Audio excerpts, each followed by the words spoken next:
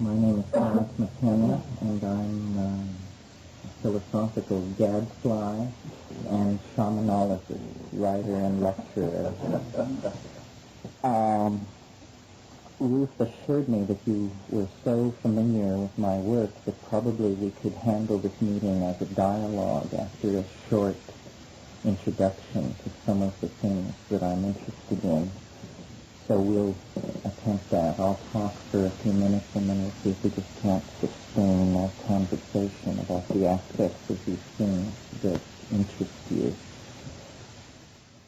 If any of you have read The Invisible Landscape, which I am the co-author of with my brother, you know that it ranges over fairly hardcore chemistry and neurophysiology through the phenomenology of shamanism and on into a fairly extensive discussion of principles of ordering in the I Ching. But what I seem to find myself publicly lecturing about is the relationship of hallucinogens, especially plant hallucinogens, to shamanic healing in the context where use of hallucinogens is associated with shamanism. If you look at the worldwide distribution of hallucinogens, you immediately notice that there are several unexplained anomalies.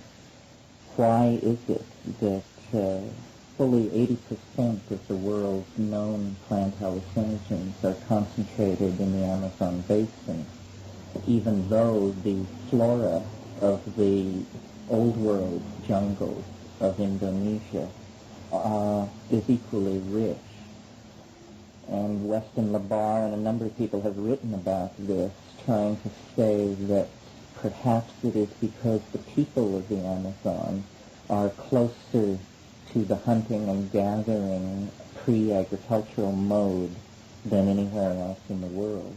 But for whatever reason, the peoples of the Amazon have developed the use of hallucinogens in curing and shamanism to a very high degree.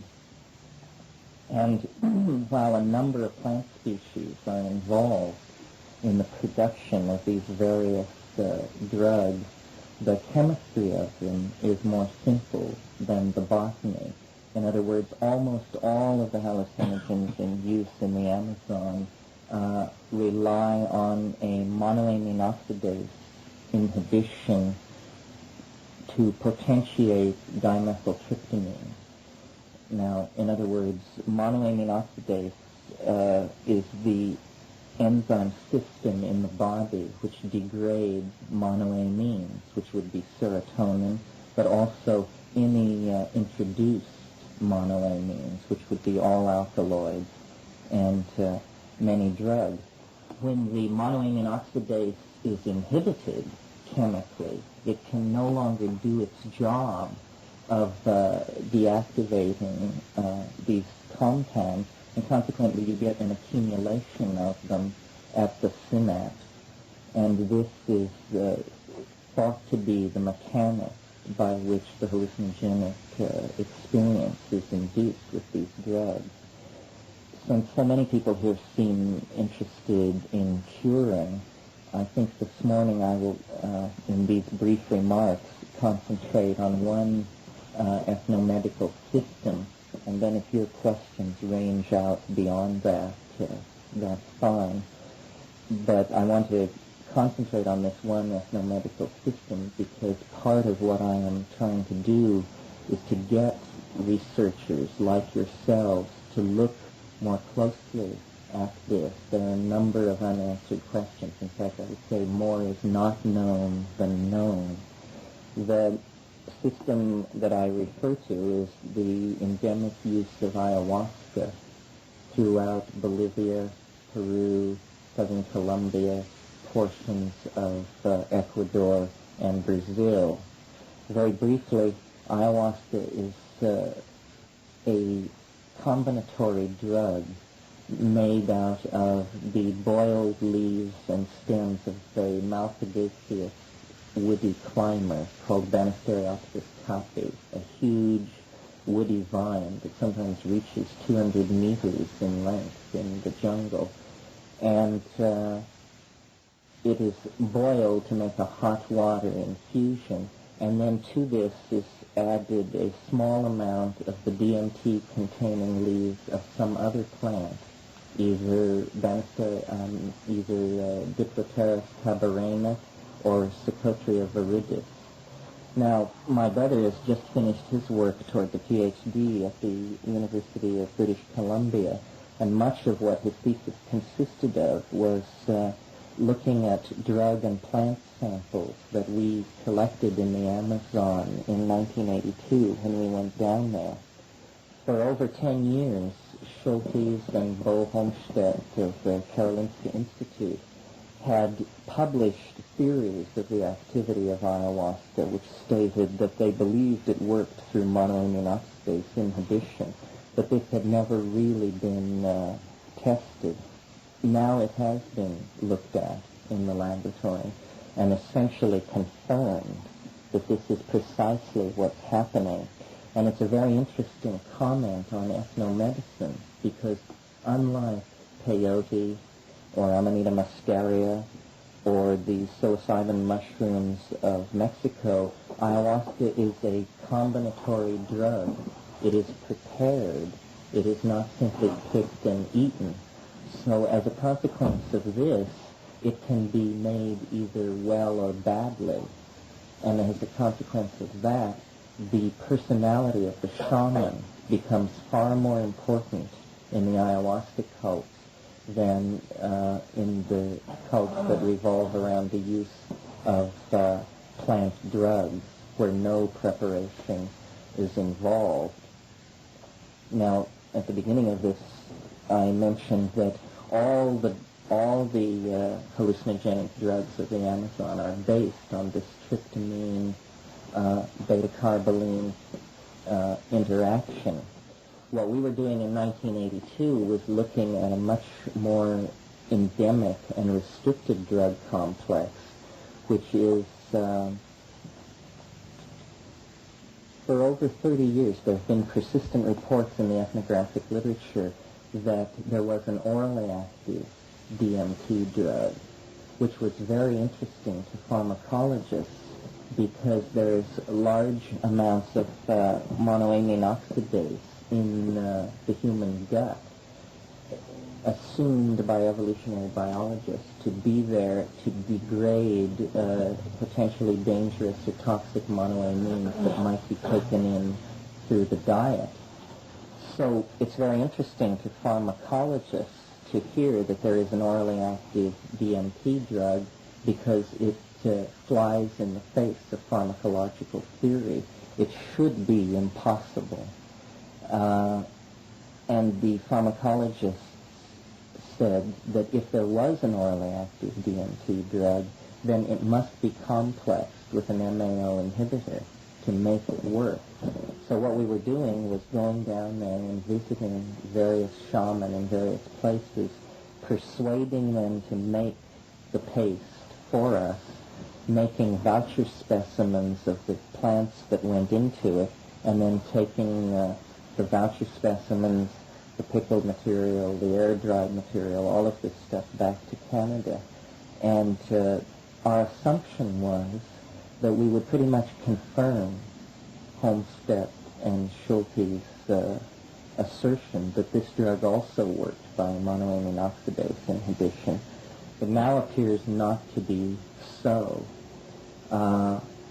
It also appears to be, there are questions about the composition of the drug. The people who used this drug were disrupted in the 1930s. There was a dispute between Colombia and Peru, and when the new boundary was drawn, these people felt they were in the wrong country. They felt Peruvian, but they ended up on the Colombian side of the line.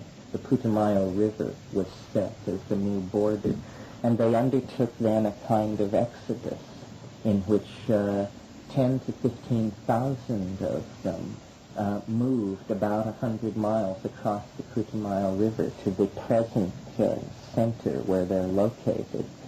And in that process, we believe that the knowledge of the drug was severely compromised. The reason for this is because samples of the drug that we collected north of the Putumayo River in 1971 actually did show the presence of beta-carbolines in them. But samples prepared below the Putumayo River had no trace of beta-carbolines in them, and in fact, in bioassay, seemed, that means when we took it, seemed either inactive or toxic. And it's well known that the trees from which this drug is prepared is also the source of an arrow poison. And in fact, among the Yanomamo, if the men are on a hunting expedition and they run out of the supply of the drug, they are persistently reported to scrape the arrow poison off their quill arrows and to sniff that. So what exactly is going on is not clear. I think we took turns doing the bioassays with the drugs in Peru, and I think my brother got the most powerful and frightening sample, and it sounded from his account like a paralytic poison. He felt numbing which began around the lips and proceeded down his throat. His breathing became very shallowed and labored. His mind was racing, but he couldn't move. There was no eidetic or hypnagogic imagery. There was simply a massive sense of respiratory depression. And when he recovered from this and questioned the shaman who had made the drug, his only comment was that it does take getting used to. But I'm not sure that we'll repeat the experiment. So I mention that because here is an unsolved problem. We took the best suggestion of a generation of researchers ahead of us and went to the Amazon and ran their suggestion to ground, and it appears their conjecture was incorrect. These Varrola-based drugs don't work through MAO inhibition. So here is the continuing unsolved pharmacological problem, which if any of you find yourselves doing field work in the Amazon, this is one to bear in mind. The ayahuasca complex that I mentioned earlier is much more accessible, and in fact is perhaps the most widely distributed psychedelic drug-taking complex in the world. It involves millions and millions of people who, on a regular basis, approximately weekly, gather together, usually in windowless, corrugated roofed sheds, and the local ayahuasquero, and in these areas ayahuasquero and shaman mean the same thing. He leads the group in the taking of this drug, and a number of people come to these sessions because they have medical or psychological problems. There is no distinction made. Many people come to these sessions out of curiosity. A certain percentage come with the attitude that they're going to take a psychedelic drug. In other words, that this is a visionary experience. And this phenomenon of taking the drug is completely embedded in the people's lives, and very, very efficaciously so. They call it la purga. And in fact, harmine, the main monoamine oxidase inhibiting constituent of ayahuasca, actually is a strong anti-worm remedy. And this is important and definitely gives the people taking ayahuasca an adaptive leg up on everybody else, because intestinal worms are an endemic problem in these areas. And I believe there's no question that if you're taking ayahuasca every couple of weeks, you're probably staying fairly free of this. The curing scenario of the ayahuasquero is easily identified to the curing scenario of shamans worldwide. In other words, it consists of magical songs, the blowing of tobacco smoke over the body of the patient, the laying on of hands, the sucking on the afflicted part of the body to remove a magical object which may or may not be visible, the interpreting of visions, and this sort of thing. The ayahuasca really functions as the hierophant for these groups of country people. And I might say a word about the context in which all this is happening. Though ayahuasca is used by deep forest Indians, and they have their own folk ways about it, it's really a mass phenomenon of displaced Indian and mixed mestizo population. What you have in the Amazon are relatively new cities, new if we mean by new, built within this century. Iquitos in Peru arose first as a consequence of the rubber boom. Any of you who saw Herzog's film Burden of Dreams, or not Fitzcarraldo, got a good idea of what Iquitos is like. Pucallpa is a much newer city in the south of Peru, and is essentially 50,000 Indians have come out of the jungle to work in the sawmills and to create a tremendous pocket of syncretic foment where folk beliefs, shamanistic practices, languages are all in a state of homogenation, and very rich for those people to live in, very rich to do research in. And it was there that we found the ayahuasquero, who seemed to us to have the most, as they say in Hebrew, he was mimash, he was real, he was had a sense of existential authenticity about him. And then in the laboratory, we backed that up. His stuff was consistently stronger and better made than anyone else's. So Kat and I spent 6 or 7 weeks with these people. We just moved in with them. And we took ayahuasca as often as we could arrange to do, which was at least once a week and sometimes twice a week. And we can attest to its curative powers, because the peaks of ayahuasca taking were interspersed with the trenches of salmonella infection. And each time we got salmonella, we would ask the shaman to move up the next ayahuasca taking day, and that would give us about 3 days grace before the next bout of salmonella. It was a terrific problem. If you know what it is, you know what I mean. If you don't, you're lucky. So I can answer questions about this on many different levels. I guess before I open it for discussion, since so many of you seem to be interested in curing, I should describe, and maybe Kat can help us with, our impression of what is going on in the curing. Naturally,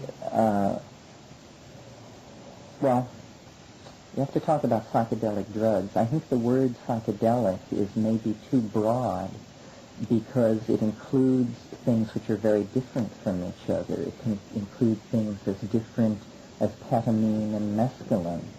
And certainly the tryptamine intoxication, if we can use that word advisedly, is very distinct from the intoxication or the immersion in the phenomenology of LSD or mescaline, something like that.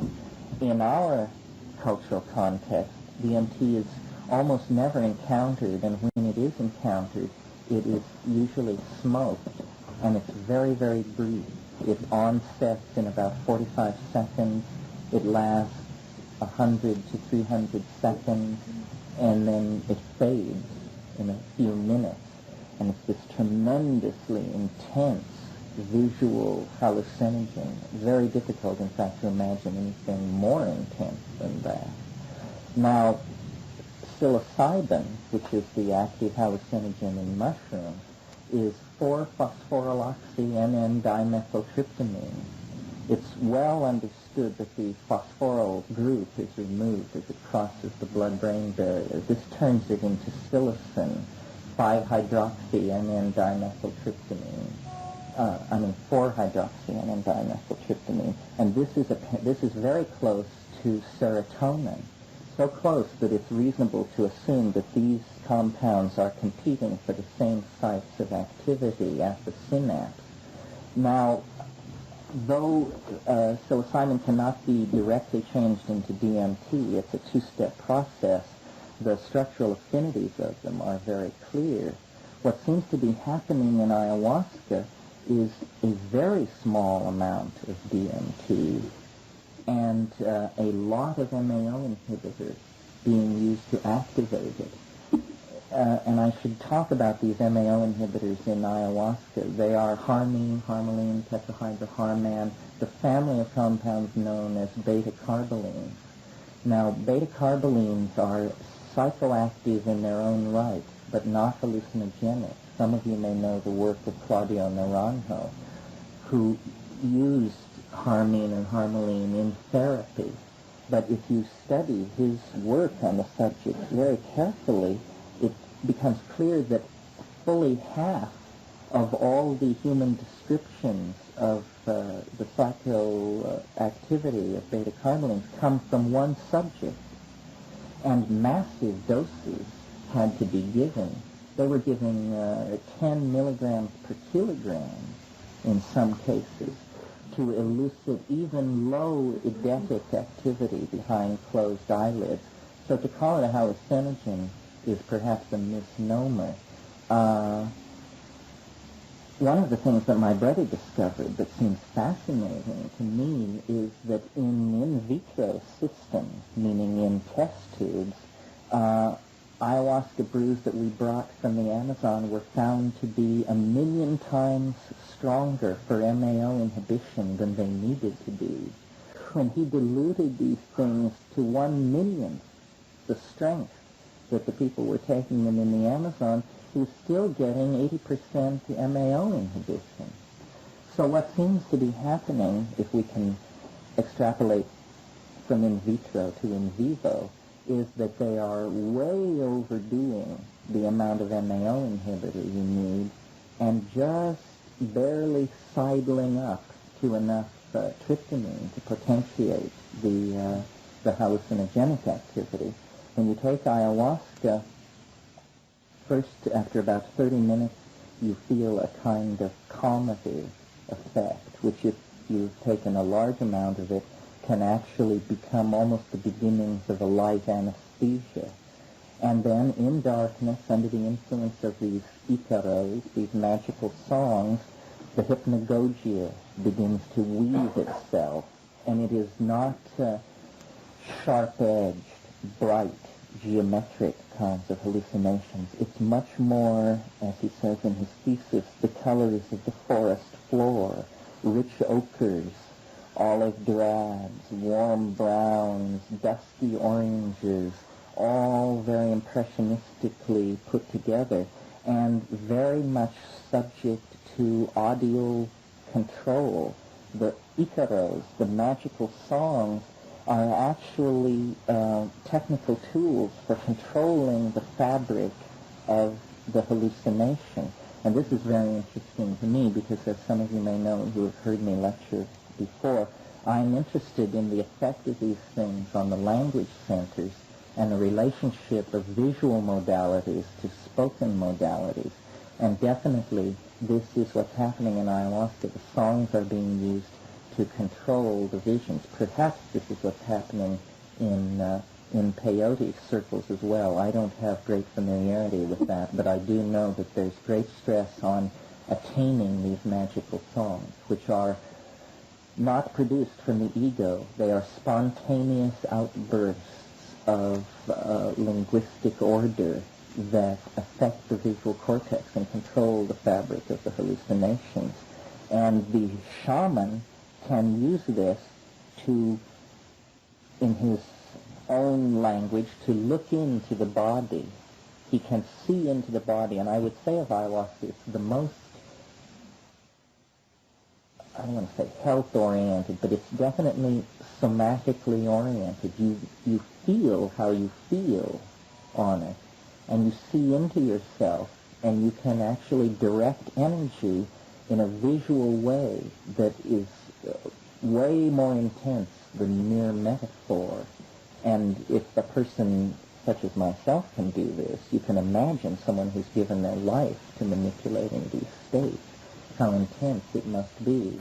And they see into the body, and they direct sound into the body, and by this means energy blockages can be broken up, diseases diagnosed, psychological conditions addressed, all kinds of things go on. And our attitude in looking at this was not the attitude of representatives of a superior culture studying the quaint folkways of preliterate peoples. It seems very clear that this healthcare delivery system is very effective, perhaps more effective than our own, especially in the treating of psychological disorders, of which there are a number in Peru that only these populations are subject to. I am not an anthropologist or a sociologist, and not particularly interested in phenomenological descriptions of these things. I really believe that there is a potential impact on our own society from all of this, that if we could understand what was happening, we would have a much better chance of being able to orient our own healthcare delivery system to be more effective. A friend of ours, an anthropologist who lives in Finland, Louis Luna, who showed his film in Vancouver last year, he is completely convinced that the real mastery of ayahuasca lay in following a very rigorous diet, which the deep forest ayahuasqueros use. And this may be true. I mean, definitely beta-carbolines are endogenously produced in human metabolism. So are beta-carbolines. So are tryptamines. And the peculiar diet in the Amazon anyway, which is high starch, low protein, high sugar, very few green vegetables kind of diet, may predispose these people to accessing ayahuasca more easily. Kat had no trouble getting off when we were being dosed down there. I had more trouble, and I think it was simply a matter of the ratio of the compound to body weight. I was definitely the largest person in any of these sessions, and the same amount is doled out to each person, and you're not in a context where you can say, I'd like to take more, please. You just have to go with what's going on. But we also, our informant prepared several bottles of ayahuasca for us, and in a series of experiments in the United States, when we got back, we verified that it is not only a hallucinogen, but it can be a terrifyingly intense hallucinogen if errors in dosage are made. It can be, I said after I made my error of dosage, I never hoped to be more stoned than that. So that's what I offer to you as interesting perhaps to you in your own field. You must be aware that I have other wrinkles, the extraterrestrial angle, the end of history angle, several different things, but all of these things were inspired by our belief that these Amazon peoples have a technology for exploring the modalities of the unconscious that is centuries ahead of us. I mean, we are at the very beginning of exploring the unconscious. The Freudian and Jungian models, which you can think of the Freudian model as embedded like a black dot in the center of the Jungian bullseye. Each theory of the unconscious claims more and more territory as its own. But what I have become convinced of from using these hallucinogenic drugs is that the major portion of the unconscious has very little to do with human beings. It is simply a modality, an interior landscape, and large portions of it are not human. You could almost make the cybernetic metaphor of ROM portions of the unconscious. ROM stands for read-only memory. This means that if you have a computer with read-only memory, you can read what is in that section of memory, but you cannot change it or input into it. And I believe there are read-only portions of memory that no human being has ever inputted into. So they bear no trace of humanness, but they can be contemplated. And this is the idea of the alien other, a tension that appears in modern society. It has appeared before, for instance, in Hellenistic society. As techniques are developed for exploring consciousness, these transhuman, non-human dimensions slowly come into view. It appears to be a co-equal dimension of existential validity, which our cultural and linguistic programming has blinded us to rather severely. Now, of course, we're returning to look at it again in the larger context of the entire intellectual thrust of the 20th century being an effort to recapture and understand archaic forms of thought. This is why our fascination with the unconscious, with drugs, with shamanism, with forms of art like cubism and this sort of thing, because we are trying to give ourselves cultural balance by harking back to a time in ilio tempore, a sacral time, a time before history. And these drugs are the means to do that, properly understood. Our problems on this end are simply the baggage of cultural and legal and conventional assumptions about what these things are. I think there's a great deal to be learned from these shamanic societies and conventions. However, I call myself a shamanologist to set myself aside from the people who claim to be shamans. I don't, I think that there's a great deal to be learned from shamanism, but that there is a great deal that can be extrapolated from it, that we need to create our own shamanism, and that we will. When you're sitting in these cult huts in utter darkness with people vomiting and singing and undergoing these things, and you are still trying to perform the eidetic reduction, still thinking about Husserl and Heidegger and Heidegger, you realize that your mental insides are too different to ever stand in their shoes. You have to make your own shoes. So let's talk about all this. But then you said that mushrooms are metabolized into tryptamine-type substance. I wasn't clear as to... No, well, either I wasn't clear or you misunderstood me. What? Mescaline, which is the active constituent of peyote, is not a tryptamine. It's a kind of amphetamine. Mushrooms. Psilocybin is an interesting compound. It is the only substituted indolethylamine that occurs in nature. So it's unique. And in another context, this is one of the reasons we were led to suggest that it might be an extraterrestrial gene inserted from the outside, because you just don't get single instances of a compound occurring in organic nature. Serotonin, for instance, which is very closely related to psilocybin, occurs in everything from planaria to man. It occurs virtually in all known living systems.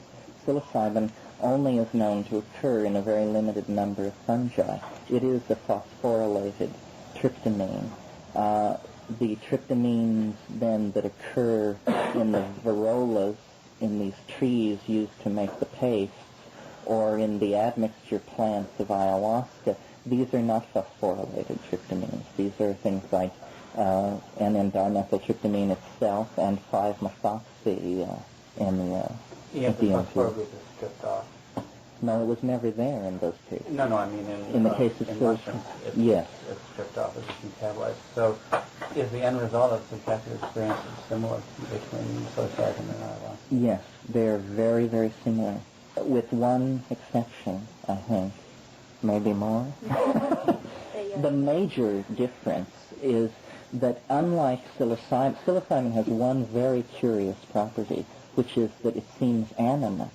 You contact an organized intellect of some sort very easily. It speaks to you. I've compared it to the logos of Hellenistic syncretism. It seems to be a psychic component not under the control of the ego. And this is very curious, frightening to some people.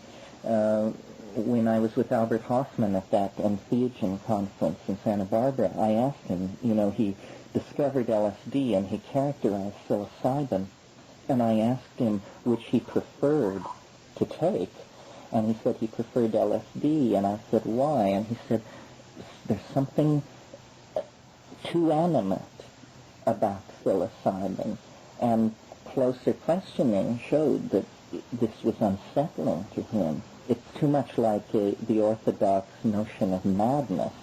Having a dialogue with an independent voice in your head is quite unsettling to a certain sort of person, I think.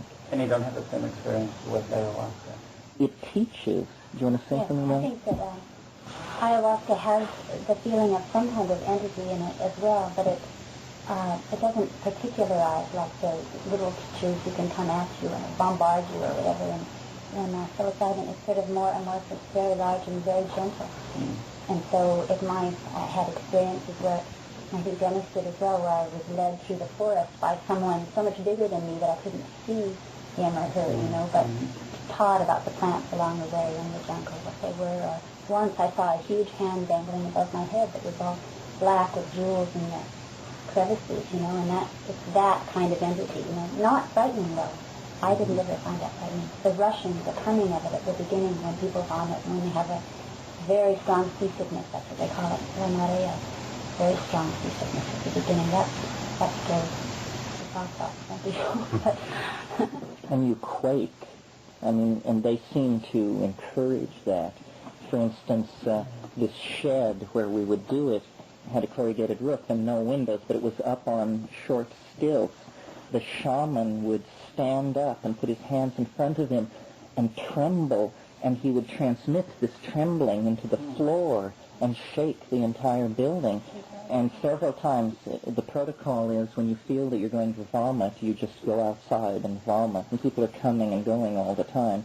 We didn't vomit that much, which was very puzzling to them. They really stress vomiting, and they identify the vomiting with the purgative effects of it. And when we would not vomit, they'd say, oh, you must live very cleanly, you must be in very good shape. But actually all that was happening, I think, was that we were following the rules they laid down, and they were not. Like they would say, never eat pork before doing it, don't eat anything for 6 hours before doing it, no salt, no alcohol, and we would do this and be fine, and they would just be pigging out 10 different ways and getting sick. But the entity in ayahuasca, it teaches by showing. The visions teach. The thing in psilocybin is much more puzzling. It's a haranguer. You actually have, psychic arm wrestling with somebody who wants who loves controversy and rhetoric and is well able to express itself and present itself. That's a very puzzling thing that could lead one far afield if you sought a reasonable explanation. So those are the major differences, I think. Ayahuasca lends itself to be a better healing drug than psilocybin. Because it is gentler, because you can still communicate with the other people. It's very close. It has this number of people in this smaller space, and it can flow back and forth, whereas psilocybin, if you've experienced it, it just sort of blasts off, right? So maybe you can do personal healing on psilocybin, but collective healing, I think ayahuasca is really very beautiful. It's very earth-centered. even taking ayahuasca up where we live in Sonoma County, immediately as it comes on, it's about sunlight on brown water, huge twining, in other words, it creates the jungle. It is the jungle in some strange way. The psilocybin entity is Gnostic. It points to the center of the galaxy. It talks about ending history. It's full of a sense of crisis and the need for activity and humor, but this intense desire for change. It is not a drug of acceptance, It wants transformation of a very radical sort. The ayahuasca seems to integrate, especially into that environment. The major alkaloid fraction of ayahuasca is harmine, which was a beta-carboline, which was first isolated from Syrian rue, the giant Syrian rue, Pergamon harmala, and that's why it's called harmine. Before enough was known about the compound in ayahuasca, to realize that it was the same as the compound in Pergamon harmala, it was called telepathine, because the early explorers, Villavicencio and Koch-Grünberg in the early years of this century, reported that the people were inducing states of mass telepathy. And there is some reason to think that this might be true in some sense. In other words, these people live in a state of semi-telepathy anyway. If you can imagine a hunting-gathering tribe of 30 people moving through a vast rainforest with their children and their elders, the notion of the super-expressed individual that we take for granted is not really there. There is more a sense of the unity of the group. Then, when the elders get together and take ayahuasca, there is a kind of melding together to obtain consensus and also information impossible to obtain any other way.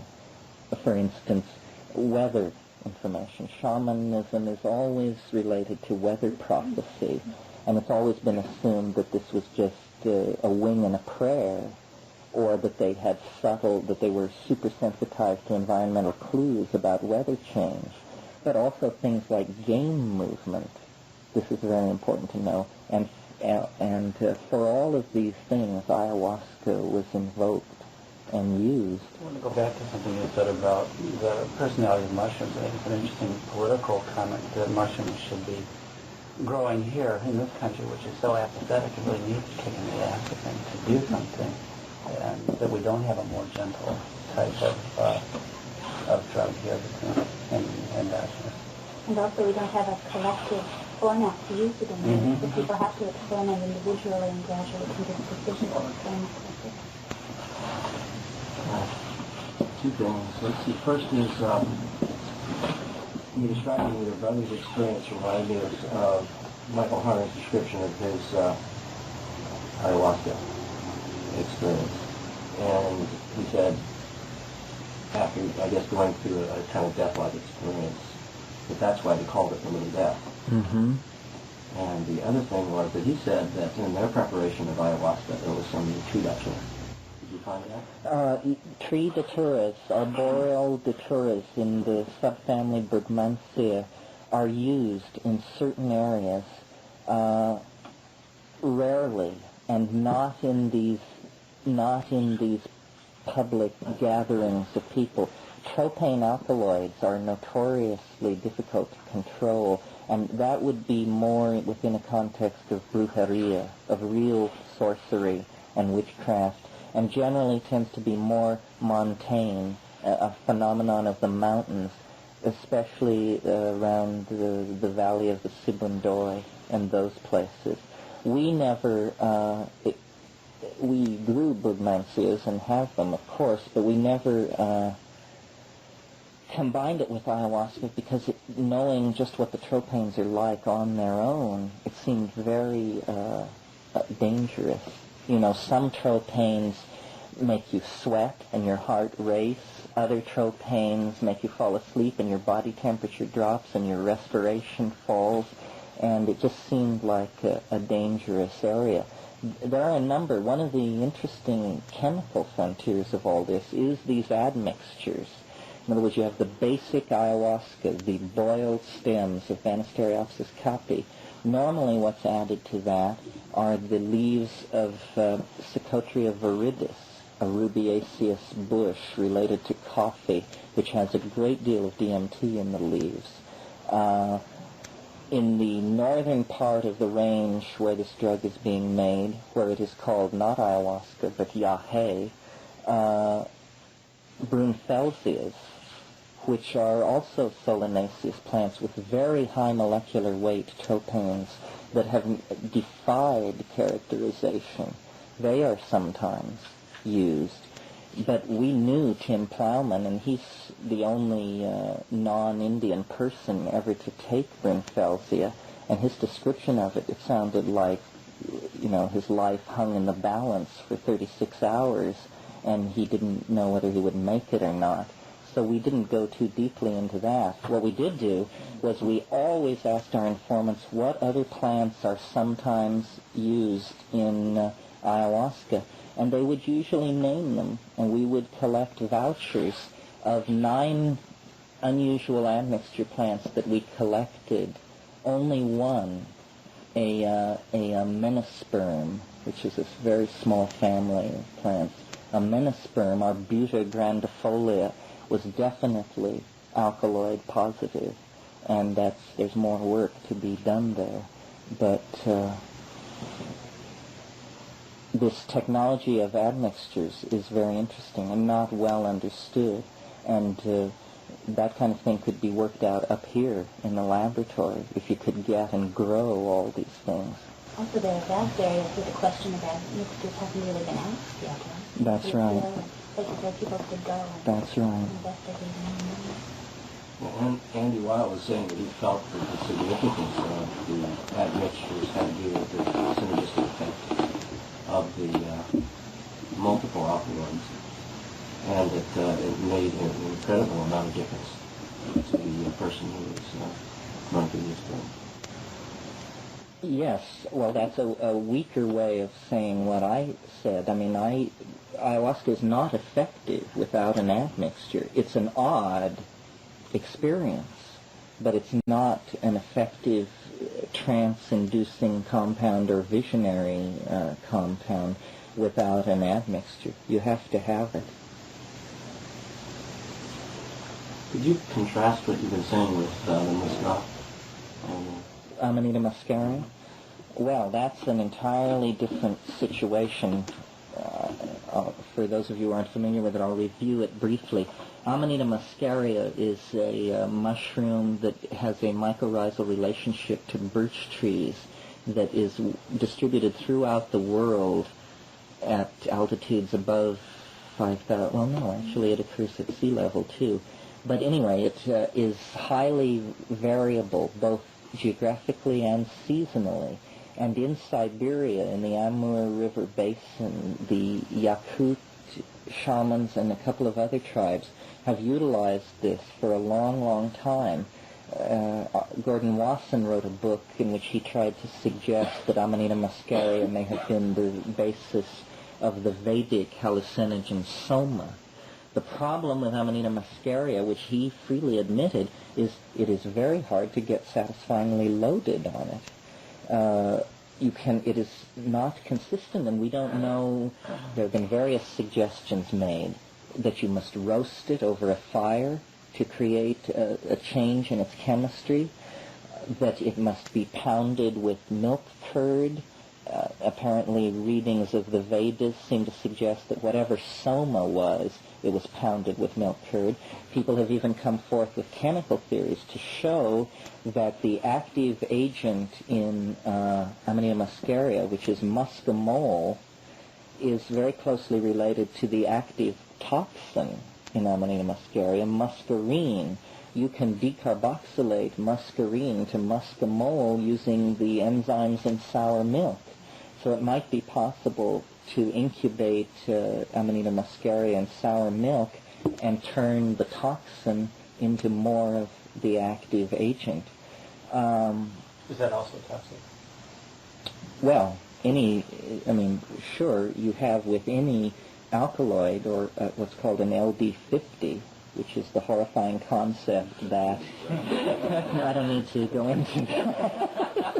One thing on other mushrooms, often the specific reaction of the person relates to their own biochemistry and especially what they've eaten within the last 48 hours before you ingest it. You can get semi-toxic effects from certain mushrooms.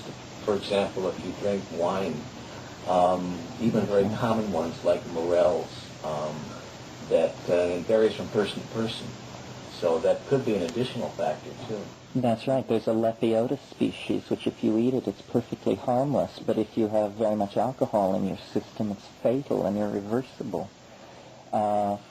Another thing to bear in mind is that there are a number of monoamine oxidase inhibitors that occur in foods.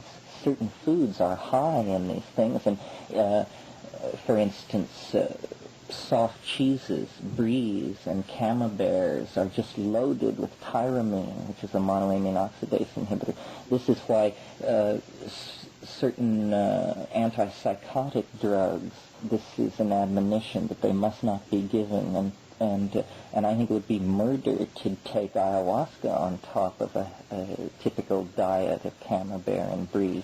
Fortunately, these things are unknown in the Amazon. Berkeley would have a real hard time then. Yes, in Berkeley it would be tricky to keep track of yourself. But I definitely felt when we were in the Amazon, the diet is so strange, and you cannot avoid it because everything you carry in goes on your back or on the back of an Indian who you are paying, and it may not seem like much, but over days and days. So there's always an effort to eat off the land. And my God, if you've never been in a tropical jungle, people have the notion about a tropical jungle that it's just full of food, wonderful things to eat, all these plants and things. But you see, the Amazon has been above water 220 million years. That's 220 million years of uninterrupted evolution of a tropical ecosystem with ample water supply. So that means every ecological niche is occupied. Protein is at such a premium, but there is no protein. You could starve to death in the Amazon. There is no protein.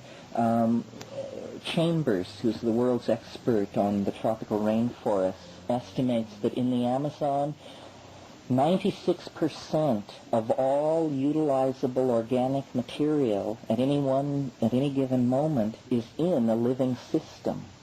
In other words, only 4% of the organic material is not at any one given time in an organic system. What that means in practical terms is that a leaf falls. 10 minutes later, it's gone. The leaf-cutting ants, the this, the that, it just sucks it right up, And minerals in free suspension in rainwater, they estimate the average flow distance of an ion in rainwater is something like a centimeter before it's uptaken into a living system. So there is no food in the Amazon, and this is one of the reasons why coca is so popular. Coca in the Amazon is not a drug. It's one, a food, and two, an appetite depressant. And this is what they are, and people, no matter how deeply you go into the Amazon, people are outraged at the notion that coca could be thought a drug. A drug is something bad. Coca is wonderful, So, it's a very tight ecosystem with very little elaboration of protein, and that's why the search for food plants has been so intense, and perhaps why so many drug plants have been discovered, because every single thing has been tested again and again for its effect as a food, a poison, a hallucinogen, because everything is to be utilized. Mm-hmm. Well, you mentioned the use of magic songs in the directing of the group experience in ayahuasca. You mentioned that you're interested in the relationship between the visual experience and language studies. Do you think that it's the linguistics per se, or do you think it's sound? I mean, as in frequency versus linguistics in terms of semantics that has the guiding power? And do you have a feeling to that distinction? Well, is it possible for a human being to make sounds which do not reflect syntactical deep structure of language? I mean, in other words, we're so hardwired for language that in any extended vocalizing, a Chomskyite would be able to come and find the linguistic structure of it. I'm not sure. I think this is a really interesting question because you have input through the senses. You have one sense perceptor which is geared to transduce audio input, and one which is set to transduce visual input. But it's probably something about the way these perceptual systems have evolved that they divide the incoming input. Actually, all that's happening is that you're moving through a multi-leveled wave system of various kinds of inputs, which you are transducing into tactility, vision, and sound. I think this is a very interesting area for research. Just recently, someone sent me an article which I thought was very, very suggestive. It occurred in no less respectable a place than Martin Gardner's, or the amateur scientist column in Scientific American. But they were pointing out in there that if you can sustain 100 hertz hum with your voice, you can actually make an electric fan appear to slow down and stop. You can also cause roll lines to appear on a TV set. Now, what exactly is happening here? It isn't that the fan slows down or that the roll lines appear on the TV. The scientific explanation which they put forth was that a well-sustained 100 hertz hum actually vibrates your eyeballs so that they become like strobes, and you can freeze motion, and you can slow things down and start them up again. So other people aren't able to perceive it? No, other people don't perceive it, but you perceive it. And there were anecdotes about airplane mechanics who can look at a spinning propeller and tell if it's flawed by jerking their head back and forth very quickly. And this is very interesting because here is a way to use your voice to control your visual input and to actually gain secret information. If we had written a secret word on that propeller, you could win bets in a bar So I think this needs to be looked into. What can we learn about the world by subjecting our bodies to different kinds of self-generated vibrations? And, without the backup of someone like Martin Gardner, I'm sure people would dismiss a rap like that as pure fancy, utterly preposterous. The guy who wrote the article said it was very hard for him. He didn't have perfect pitch. It was very hard for him to maintain this 100 hertz hum. So what he did was he got a wave generator which would perfectly generate the hum, and then he modified a football helmet so that he could strap it to his stereo speaker. So he would rest his chin on his speaker, run this thing up to 100 hertz, and then stop the motion of the fan. Well, this is just an example of peripheral human abilities that we have not explored. I'm sure you all on LSD have experienced the time smearing effect of motion, where you move your hand and it just leaves it hanging there in all of its stages. And people will say, well, your retinas are simply not quenching the previous image, or some problem in the something or other. But the effect is to smear the psyche in time, because the psyche is defined largely by the way the sensory inputs are interpreted.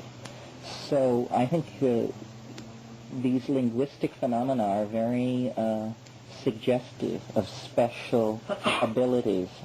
I've said many times, you've probably all heard me say it, Philo Judaeus, who was an exact contemporary of Christ, born before, died after, was on a bug about what he called the more perfect logos. And he said the more perfect logos will be beheld rather than heard, but it will go from being heard to being seen without ever crossing over a quantized point of division. Now that suggests that hearing and seeing are just two ends of a continuum, and that your eyes slot you into part of that spectrum, your ears slot you into another, but that it's really a continuing spectrum. And the evolution of this more perfect logos is my hope for psilocybin, that this can become an experience for people, a kind of Ursprach. You may be aware of Robert Graves' book, The White Goddess, where he talks about a perfect poetic language that predates history, a language of poetry so intense that to hear it was to understand it. It required no conventionalizing of cultural context and dictionary. It was so laden with existential validity that to hear it was to understand it. We have very few articulations like that left. Perhaps moans, screams, and howls are the only words. The Icaros. And they're in varied Peruvian Indian dialects, and yet when you're taking ayahuasca and they're taking it and singing them, you can understand them, even though you've never heard the language before. Did you get validation from that, from the other people later? Yes, all of us who couldn't understand the language all felt very deeply that we were having images which jived with each other that we were getting. And did they then jive with the images that the people... That's harder. It's hard for them to talk about that, those people, because they are magical times. They don't analyze them in non-magical time, you know. Did you get any cross-validation? Yes, we did. We had, back to you talking about the telepathic aspect, yes, we did have telepathic moments that had to do with the songs and had to do with the vision, but where we all recognized at one point, we and the environment outside all recognized the encroaching presence of death, some kind of death element. It was just outside the building. A baby cried, a dog howled, the clouds went over the moon, and everybody got a big chill. You know? I did. and the shaman jumped up and commanded all of us in a way to go with him, and then began hooting it away, you know, and it took some minutes. And then it was gone, and all in one moment, everyone just laid back and heaved a sigh of relief. That was a very telepathic moment that was not conducted in any language common to everyone there, you know. What was your experience when you took it after having salmonella? And what experience that will connect to having had salmonella? I mean, just what did it feel like when you'd have salmonella and then take ayahuasca? Yeah.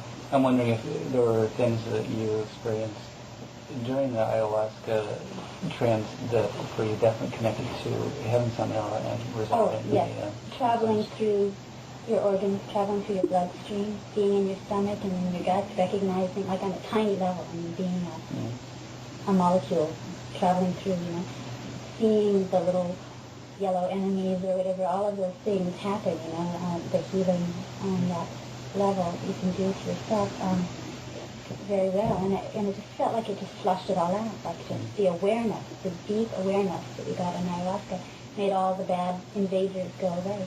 And then they would be gone until we ate the food. It's very much like what Pelletiers do, you see in their behavioral medicine clinic. But they're not using any drug-induced trance-resistant medication. Yes. Mm-hmm. Yeah. I wonder if you'd comment on the relationship of what you're talking about to psychedelic synesthesia, let's say things like LSD. You mean by psychedelic synesthesia, you mean fusing of the sensorium under psychedelic drugs? The initiation of visual phenomena by sound. You mean, do I think that happens on LSD? What you're talking about in ayahuasca. Yes, pretty much, except that it's controllable, you know, and in fact, that's almost too too restrictive a term, it isn't that the sound controls the visions, it's that the sound is the visions. And if you want to change the vision, you must change the sound. And so you actually can take control. Ayahuasca is wonderfully suggestive and can be led in a way that these other things sometimes can't be. For instance, one of the most puzzling things that it can do is that you can suggest a motif, for instance, Art Deco, and it will just go to that and flood you with millions and millions and millions of objects, all perfectly exemplifying this very constrained artistic style. And then you can say, no, attic vases. Let's do attic vases. Thousands of them, more than there must be, you know. And then you can say, okay, now do one that now surprise me. And it will produce an equally aesthetically coherent stream of images that are not referent to any historical period. So then this raises questions, you know, what is fashion? What is style? What are these collective image systems which come out of nowhere, gain great power, and then fade away? And how is it that a drug can command them out of the single human mind? What does it mean that on a psychedelic drug, one person can see more art in an hour than the species has produced in 10,000 years? What does that say about how effectively we are accessing our souls? The potential then is so great. I mean, you prove it to yourself, you know. I mean, it's very frustrating to imagine that kind of beauty, those depths of ecstatic revelation are that accessible to the individual and so totally hidden from us as a group. How can the potential be tapped in our time? By evolving language, by recognizing that reality is created by language and no longer accepting the natural evolution of language, but actually going to work to evolve language ever more rapidly so that we can communicate these modalities. I think that's a lot of what's happening here in these kind of meetings of trying to put together some of expressing these experiences that doesn't totally violate them and rip them apart. It's a very long process creating a new language. You mentioned at one point transcending the ego, what some of these people experience, whether in a specific healing event for each person or was it a collective event that happens when you get off, or I ask this because I think it's very intimately connected with what was just mentioned here, the evolution of language and the tapping of our potential has to do with transcending the ego and its expectations and its linguistic set, mainly. And its control over what we experience. Yes, language has not been examined enough, it seems to me. All the argument over man's place in nature and that sort of thing doesn't take cognizance of the fact that if you want a miracle, then language is the thing to look at, because we know that our genetic component is only 3% or something removed from chimpanzees and this and that. But this thing that we do with sound and meaning is of an ontologically different order. And I am not sympathetic with the people who want to blur the distinctions and say that dolphins talk, ants talk, bees talk. They may communicate, but this is a very different thing, what man is able to do, because for 50,000 years or so, the species has not been evolving in the somatype. Somatype is relatively steady. What is evolving is culture. And what culture is, really, is language. Culture is merely the epiphenomenal accompaniment of language. So it is the evolution of language that is changing. And all our ontological, all our religious ontologies in the Western tradition, the insistence on the coming of the Word into the world, the Word becoming flesh. In a sense, man is the Word become flesh. And what all this leads to, I'm not sure. I often like to think that our map of the world is so wrong that where we have centered physics, we should actually place literature as the central metaphor that we want to work out from. Because I think literature occupies the same relationship to life that life occupies to death. And I don't think very many people have thought of it in those Mind elaborating please on that one. True testimony of the word truth. Well, in the sense that a book is life with one dimension pulled out of it, and life is something which lacks a dimension which death will give it. I imagine death to be a kind of release into the imagination, in the sense that for characters in a book, what we experience is an unimaginable dimension of freedom. And this is why people like James Joyce, though arcane and difficult to pierce, seem to me central to understanding this, because they're saying something about the relationship of books, reality, and death, that this is a cycle of expansion and understanding that is happening through language. At one time there were no books. And I think what you're saying is extremely perceptive. At the same time, I think there's a meta problem with it, which is that if you take a metaphor of literature, what you've done is you do the same thing that we're doing all the time, which is trying to abstract one element that is the central metaphor.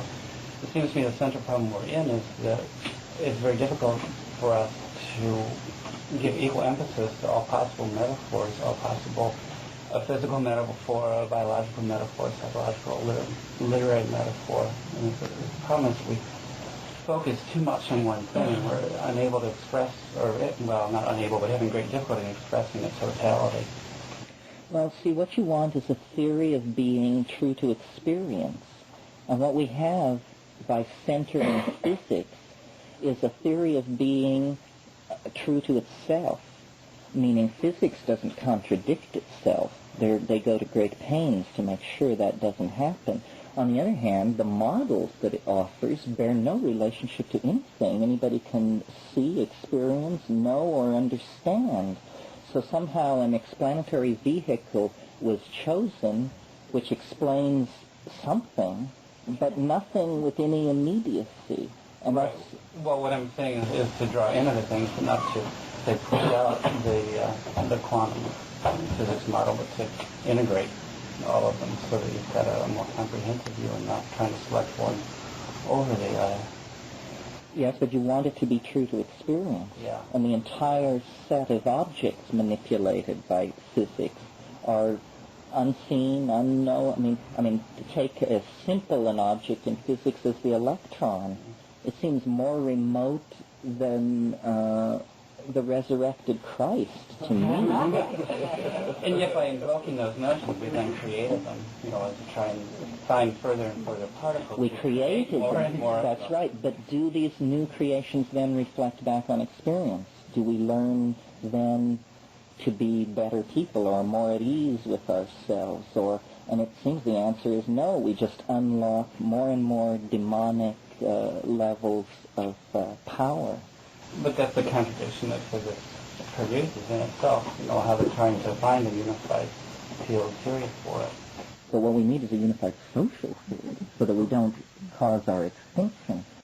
A dialectical process where both the ayahuasca experience and the scientific experience can be integrated. Yeah, I don't regard. I'm not one of the noble savage people. I mean, I've spent too much time in the Amazon, and things go on that would curl your hair. I mean, there are people whose idea of a hilarious joke is to toss a dog in the fire, and but I think there's something to be learned You know, I mean, you can stand off and watch somebody tossing a dog in the fire for their own amusement and say, what these people are barbarians. On the other hand, we carpet bomb Asian cities from 30,000 feet in the air. In the name of policy, we don't even call it fun. We're so alienated from what we're doing. So, you know, what's to make of it? Good point. There are a couple things which interest me, and they follow very nicely on this. One is that I would like to hear you talk very briefly, perhaps, about the highlights of what you've called the invisible landscape. What are some of the things that stand out in that?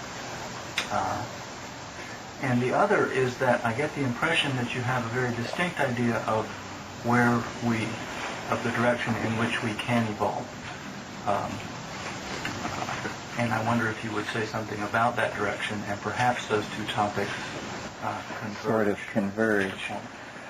Well, without trying to solve the problem once and forever, let's just say man has a very strong Gnostic bent.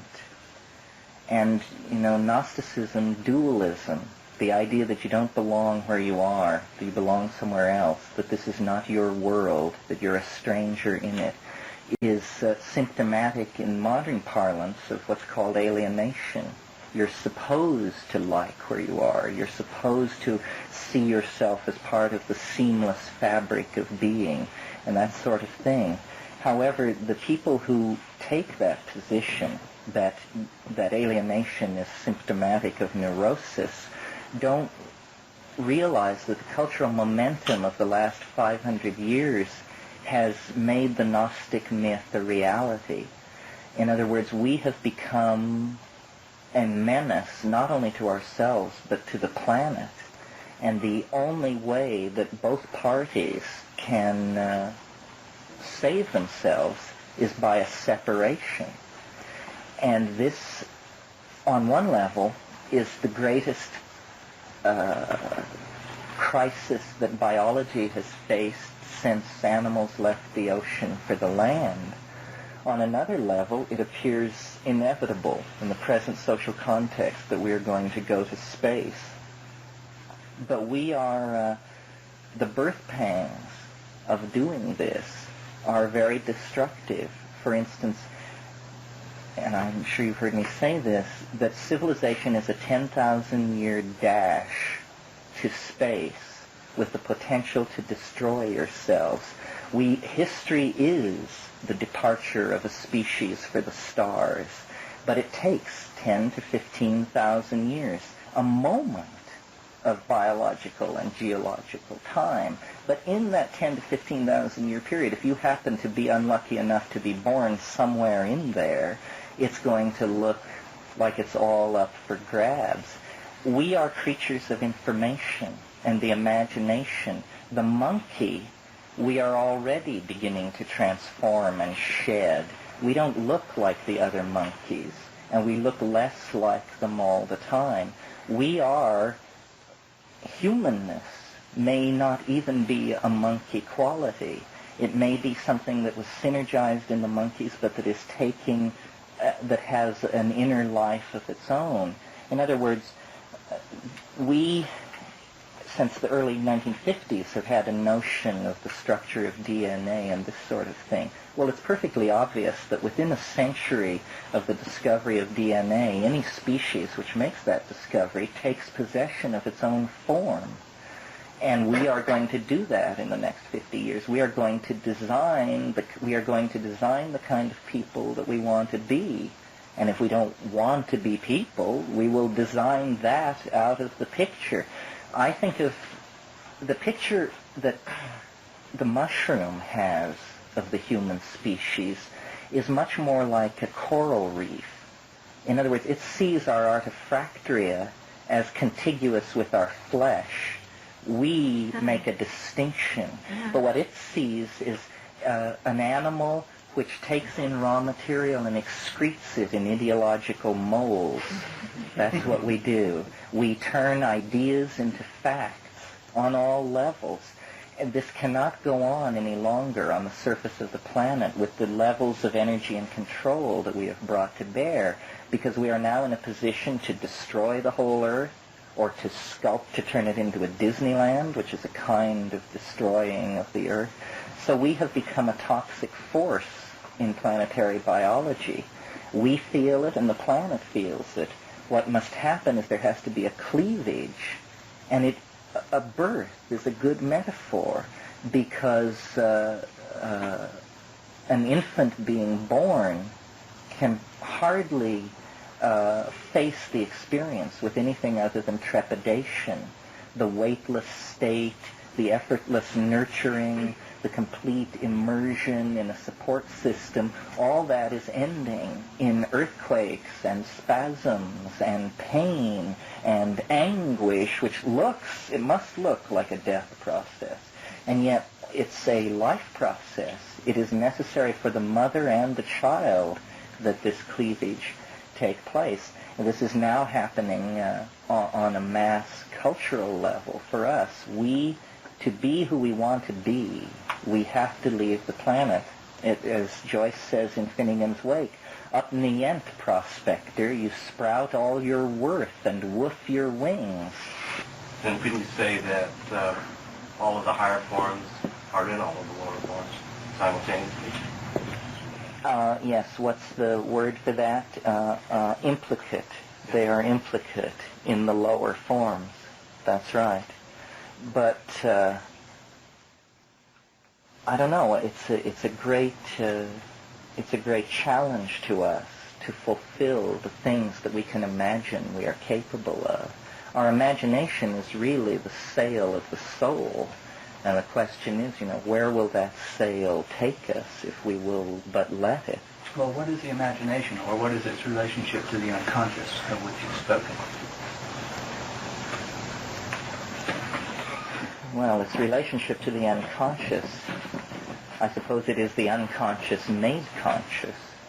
In other words, all the mythologies, I think it's Merciliade in Dreams and Mysteries. He talks about the evolution of human flight, and it talks first about shamanic flight, and then the notion of the dirigible and the Wright flyer and the spaceship.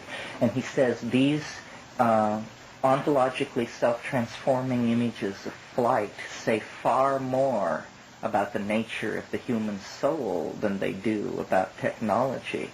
This is, again, this idea of James Joyce's that man would become dirigible. I haven't mentioned the flying saucer here this morning, but this is one of the things that I think is very interesting. I think flying saucers have been the province of very dubious intellectual cadres for probably long enough, and that it really should be looked at as a totality symbol which haunts human history in the same way that Alfred North Whitehead thought that the color dove gray haunted human history. In other words, it's a thing always present. It is the symbol of the ontological transformation of the human species, and it always takes upon itself the accoutrements of the current cultural myth, so that it can be seen as the intercession of the Immaculate Conception, or the descent of an angel, or the current myth is that there are probably advanced civilizations somewhere in the universe, and so that this is what it is. It's really nothing so trivial, It is the alchemical object. It is the blind spot in the consciousness of the race. And it has to be the blind spot because it is a mystery. All appetition for the future is an appetition for this modality of super freedom that comes from transcending the limitations of dimension. That's why we are so riddled with apocalyptic mythology, because we really do have a prescience about what is going to happen to us. We really do sense at a very deep level that the linear extrapolation of our historical and cultural tendencies does not give a true picture of the future, that the major factor which will shape the future is uncertainty, and that we have never yet created a method for integrating that uncertainty and planning for it. Novelty is the thing that continually overturns all efforts to project toward a given end state. So is it correct to say then that our evolution will be, or can be seen as a reclaiming more of the landscape of the unconscious? Yes, absolutely. That's what it is. That is our world. Our world is in our minds. You know, the kingdom of God is within you. That's the rap. But the point is then, you know, to get a lease nailed down somewhere in the world of the imagination so that you can be part of it. Yes, the planet is simply a precursor of what we will project outward when we have the ability to do so, and this is coming soon.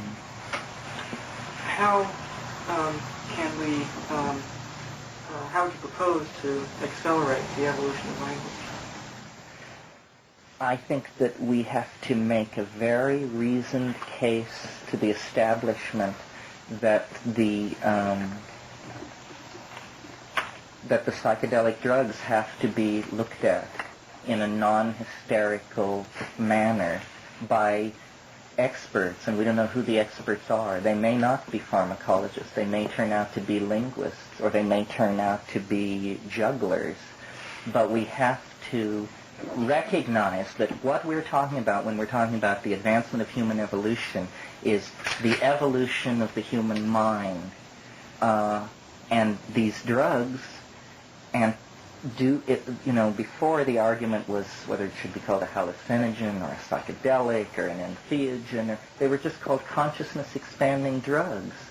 And that really, as a phenomenological description, is more useful than these other things. They expand consciousness. Well, therefore, we should be really bearing down on them, because the problem is we don't have enough consciousness, and we don't know how to direct it and sculpt it and orient it toward our own salvation. So we can't just take our mental states as given, as somehow sacrosanct, and therefore not to be tampered with. We have to actually begin to engineer them. And Arthur Koestler has made this point. This is not big news, but there's some resistance to it. Again, I think a recursion of dualism in a more dangerous form. The dualism of the natural and the unnatural. Yoga is natural, drugs are unnatural. All these dichotomies, I mean, who can argue with the notion that dualism is the root of all evil? How could it be otherwise? A question relating to this is that there's something, we have all this choice, we have all this power, and yet we're also prone to a great many powerful mistakes. And there's the element of that which happens spontaneously through us. And this is part of that dichotomy too. Is where do we leave off engineering and let that which is beyond us do it through us? You mean the thing which is leading? Yeah. Well, we need to open a more coherent dialogue with the thing which is leading. Again, the reason I'm somewhat immune to political anxiety and that sort of thing is because I really do believe there is a control system that is larger than any human institution. I don't believe that the evolution of fate on this planet is in the hands of the Communist Party, the Catholic Church, the Jews, Wall Street. It isn't. No one is in charge. What is in charge is the most intelligent life form on the planet, which happens to be transhuman, not human.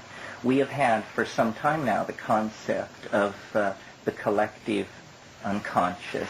But we need now to think in terms of the collective consciousness of the race, which is not passive. It's not just the storage place of old memories and myths and that kind of thing. It is more like an intellect. It guides. It opens avenues to certain choices and precludes avenues to other choices. I think it was in Mysterium Coniunctionis that Jung said the unconscious has 1,000 ways of terminating a life that has become meaningless. A chilling notion. And what he meant was, you'll step off a curb and be hit by a bus because you didn't look. But the real analysis is that a decision had been made at a higher control level to just fling you away. Well, how much more disturbing it is to think that that could be possible on a global level. So we have to open a dialogue and no longer, all these words, intuition, artistic vision, trance, means like poetry. These are all ways of trying to have a dialogue with the control mechanism. And the psychedelic drugs, especially psilocybin, I think lay that open. We need to have professional facilitators of dialogue. We need to understand who is speaking. We only now have possibilities, that the voice that speaks on psilocybin is an out-and-out extraterrestrial, with its own history, its own evolutionary standards, etc. That it is what Jung would call an autonomous portion of the psyche that has slipped beyond the ego's control, meaning that you're crazy, or at least that you are experiencing a form of consciousness not validated by this society. I want to stick something in there. Yeah. I agree with your analysis, but I don't share the same faith that we will inevitably make it as a species, because what I see happening in the collective conscious unconsciousness, or that unconscious becoming conscious, is a struggle over whether to live or to die. And although I believe and hope certainly it decides, or we decide for life, I don't see that as inevitable. Well, this is the question, is God mad? Are we living in a universe run by a mad God, where the choice for death could be made as easily as the choice for life? This is what the Gnostics of the Hellenistic era feared. That's not quite what I'm saying, though, really, because I think a superordinate consciousness was made up of all of us. So our individual decisions and consciousness, I don't think, are irrelevant to the totality. Well, is it built up of, is it a bottom-up thing or a top-down thing? I think it's a both. I don't see how, in this level of talking about it, you can really separate out all the elements. If you talk about cells in your body, they don't go off and live a life of their own. It's all coordinated, but it isn't coordinated by one thing in the body. The whole body coordinates itself, and each cell is part of that coordination. You see the same thing. Yes, that's right. Yes, I see what you're saying. How do we find a local ayahuasquero? These are not the ones. Well, I'll tell you, a few years ago we bought 10 acres in Hawaii and moved as many of these Peruvian drug plants as we could get in there.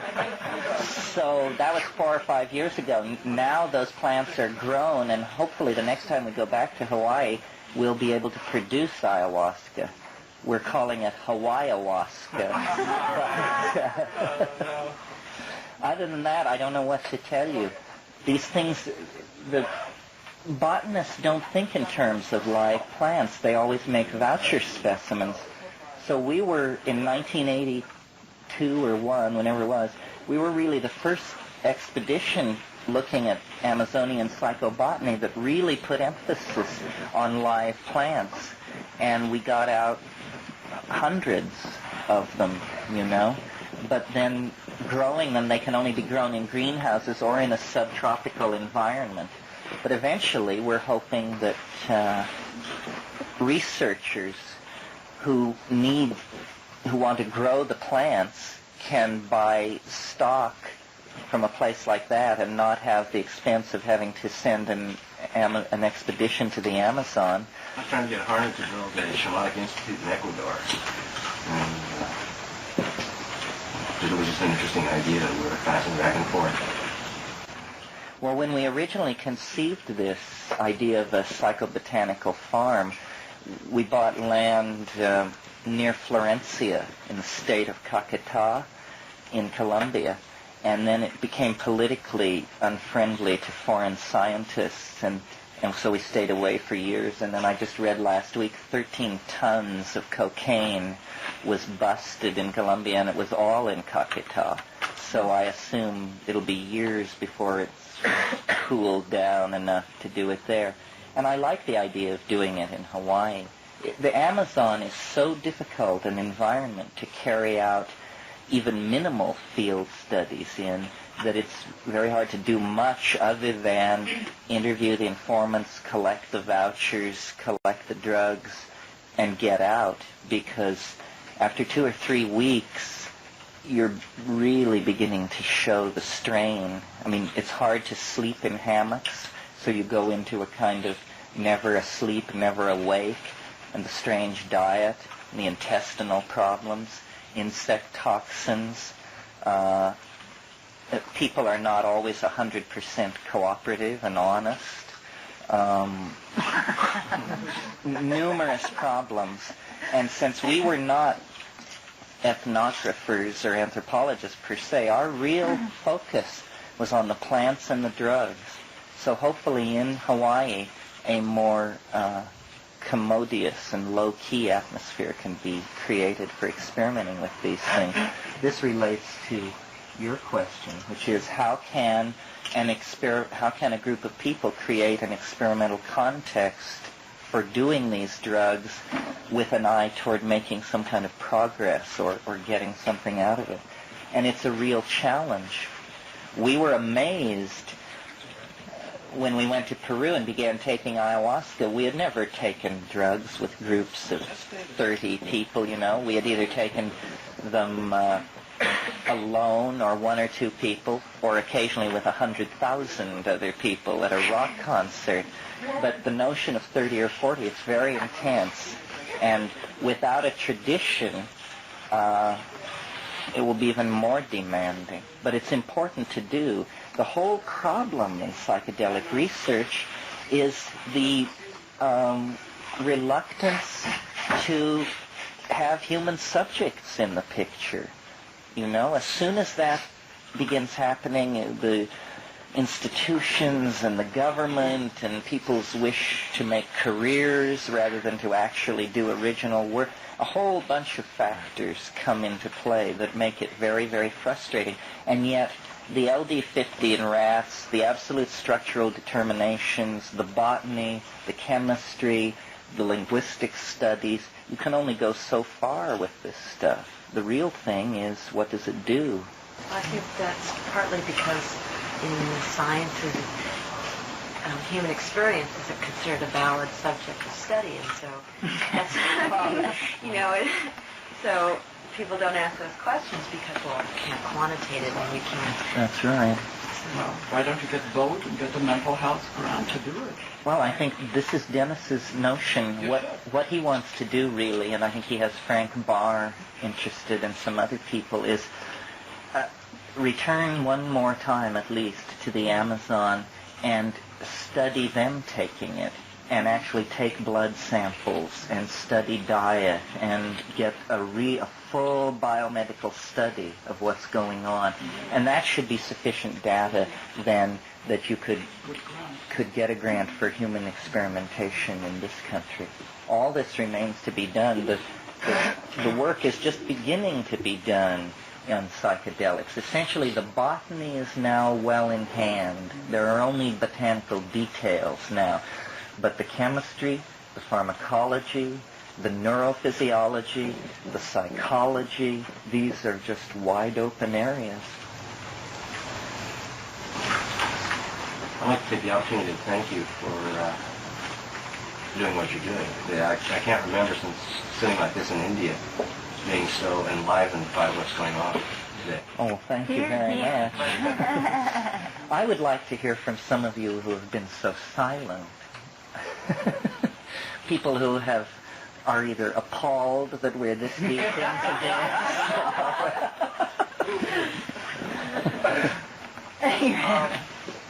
Let me preface the question.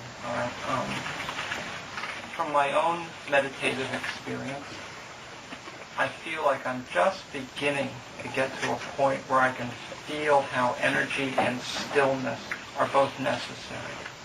And in like the existential phenomenological sense, they co-constitute one another. It cannot be one without the other. And by energy, I mean all its forms, too, including mind, as you, for me, it was good to hear another way of saying that mind, the idea of mindfulness or chitta in the yoga philosophy, that is a reality to someone else, too. It's comforting. Including the intellectual stuff, all that form. In your experience with these cultures, these different cultures, is there I hear a lot about the energy side, the form, etc. Is there any stillness work? Is there any, is stillness sacred? Is there a meditative, quote-unquote, tradition or in this culture? Oh yeah, for sure. Yes, it doesn't call itself that. It calls itself trance. But trance is not a state of unconsciousness. It's in fact a state of full alertness, but you can't move. And you don't experience this as paralysis because you don't care to move. But yes, I think that there must be stillness for these things to manifest. One of the most puzzling things about psychedelic drugs is trying to teach people how to invoke the modality. People have the attitude toward drugs that if you take them, they will work. And this is not true at all, especially with drugs where a modality like mind is what you're attempting to conjure. So that, a drug will potentiate you for a vision state, but a number of other things have to be present. Energy and stillness being, I think, the two most important ones. And then a third factor, which is the invocation. You must invoke it in some way. And it's hard to explain what that is. It's sort of like, the difference between being alone and with someone. Though you are alone taking the drug, you have to assume the I-thou tension. And then you will discover the thou on the other end of the equation. Yes. And so the stilling will allow this. And it's almost sensory deprivation is what's required. Not in the formal sense of a tank or anything like that. But you must sit still in darkness. And you must look at your closed eyelids with the expectation of seeing something. And then you will. Within the culture, a spoken discipline about mental stillness and the importance of that, or talking about the drugs or plants in terms that would be a positive thing, or I'm just curious. I think that the context is isolation.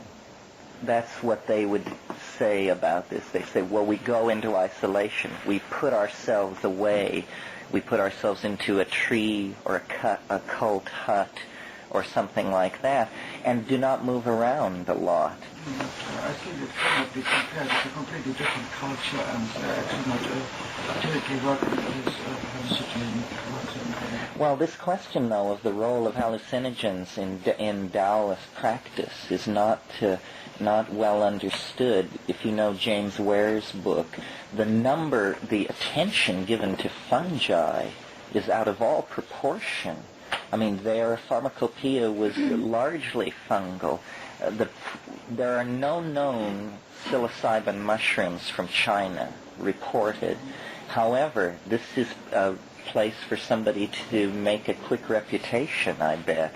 If you chose carefully where you went to look, I'll bet you would find it, because we know Stropharia cubensis is in Thailand, Laos, and there is no reason at all that it shouldn't be in southern China. And it was in southern China that the Taoist pharmacopoeia was evolved and elaborated. And the art. Strickman is working on it, and he wrote a couple of papers. I have a copy. Strickman. Strickman, Yes. Oh, yes. Yes, he's doing very interesting work in all of this. He's in Germany. I think that hallucinogens are basic to humanness. and always have been. You know, Carl Ruck and Wasson wrote a very convincing book to show that the Eleusinian mysteries were an ergot, a cult of ergot intoxication. I thought that sounded totally crazy before I read the book. I thought that it was going to be some flung-together case that would convince nobody. Actually, I can't believe that it's anything else. Having read the book, the evidence is overwhelming.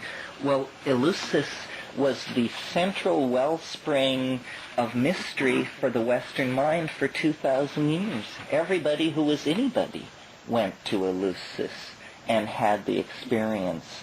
And there were times when the mystery was profaned to the point that writers can speak of wealthy Athenians who had the mystery in their house, were able to offer it to their guests after dinner. Well, what kind of mystery is this? And John Allegro wrote a much less convincing book, The Sacred Mushroom and the Cross, trying to say that Christianity itself was a mushroom cult. In fact, going much further than that, saying that Christ himself was in fact no person at all, but a system of coded epigrams for a mushroom. His case is harder to judge because it depends on a knowledge of Aramaic philology.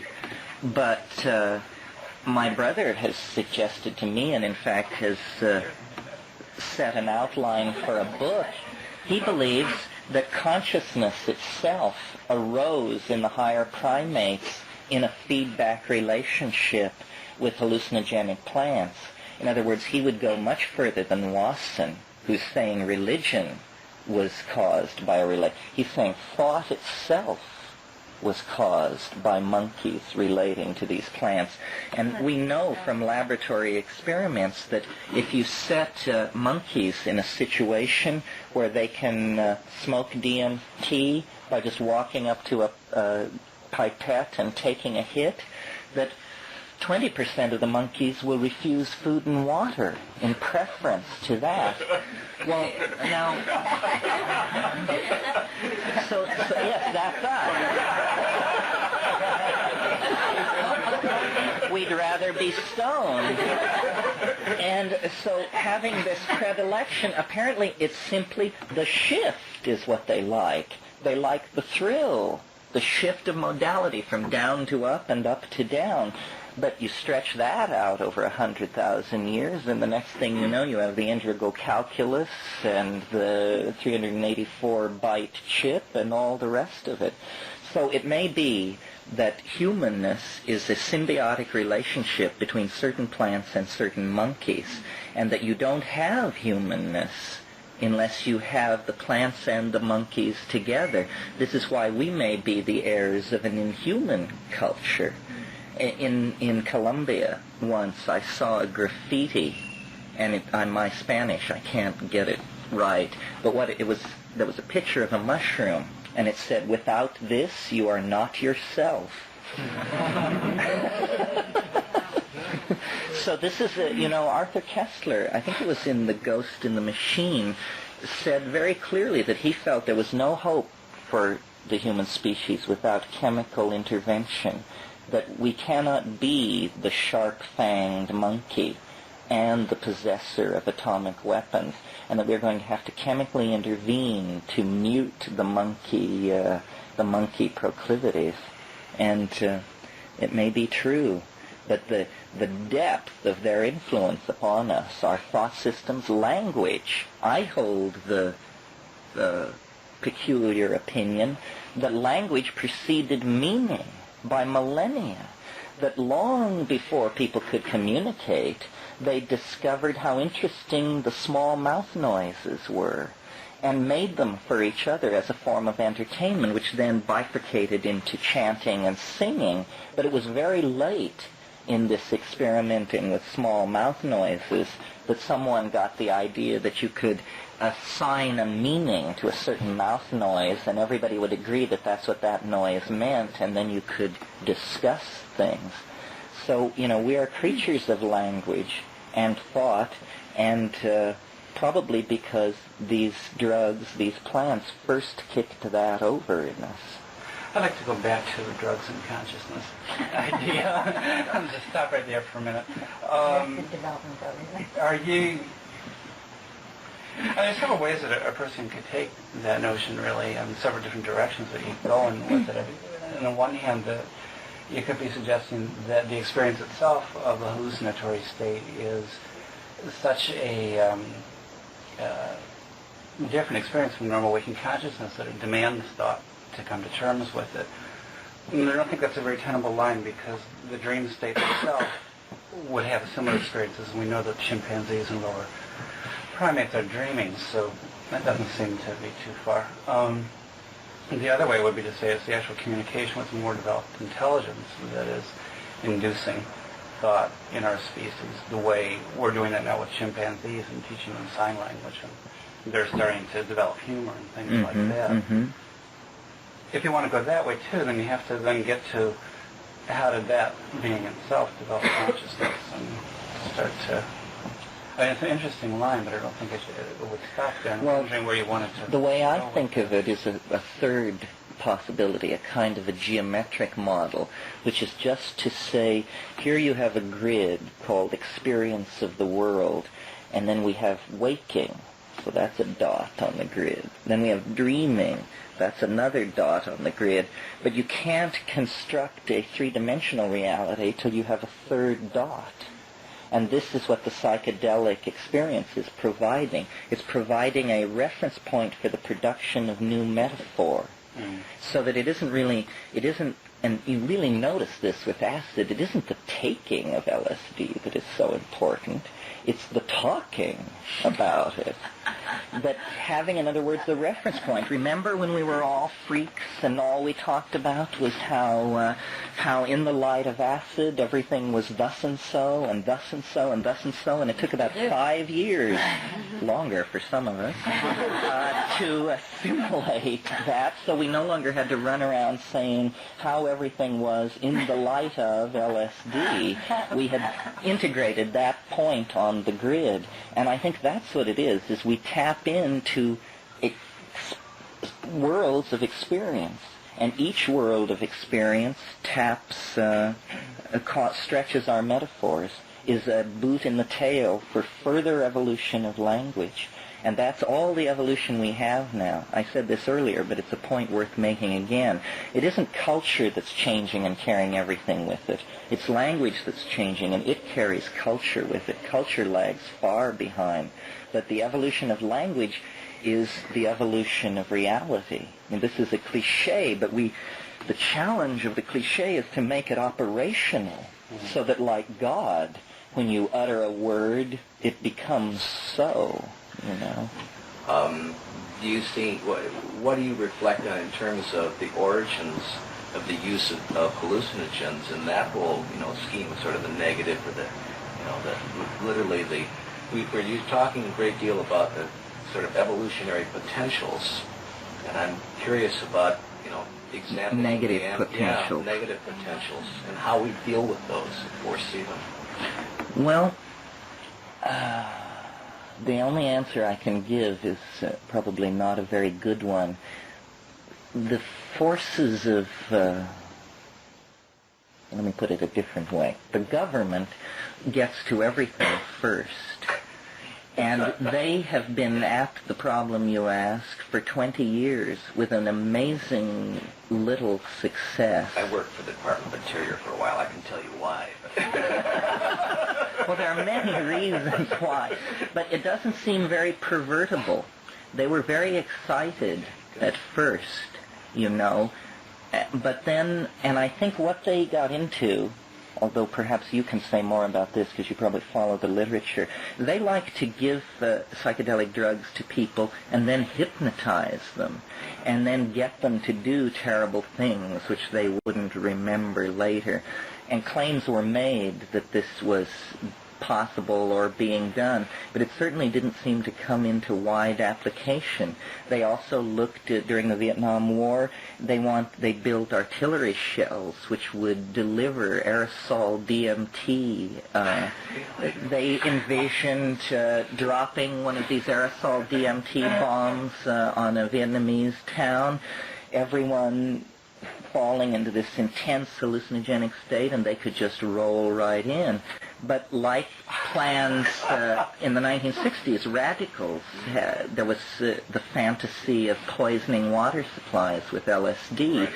Well, it just turns out that there are chemical factors and buffering problems, and it just is not very easy to do these things. I suppose maybe I'm too sanguine about it, and irrationally so, because when I asked this question of the mushroom entity, the perversion of this, I was told that it was good in such a platonic sense that you could only approach it if you were good. So that it was like ethical mercury. The grasping hand would find that it flowed right through it, and there was nothing left. But I may be God's fool, you know. That may be. I mean, certainly we know the Nazis used scopolamine as a truth serum. Although now when you look at the data on scopolamine, it's not very impressive. People they lie as much as they tell the truth. So it's a little puzzling as to why. But definitely... It's called the truth serum, right? That's right. That's right. Also might have something to do with what James calls the cognitive imperative, that things happen because we believe things happen. That's right. And so a lot of the use of all these things may depend a great deal on what people believe will happen in the future. And also technology is the production, is the, you could think of it as the residue of the workings of the imagination. And the imagination is under the control of the superego or the overmind.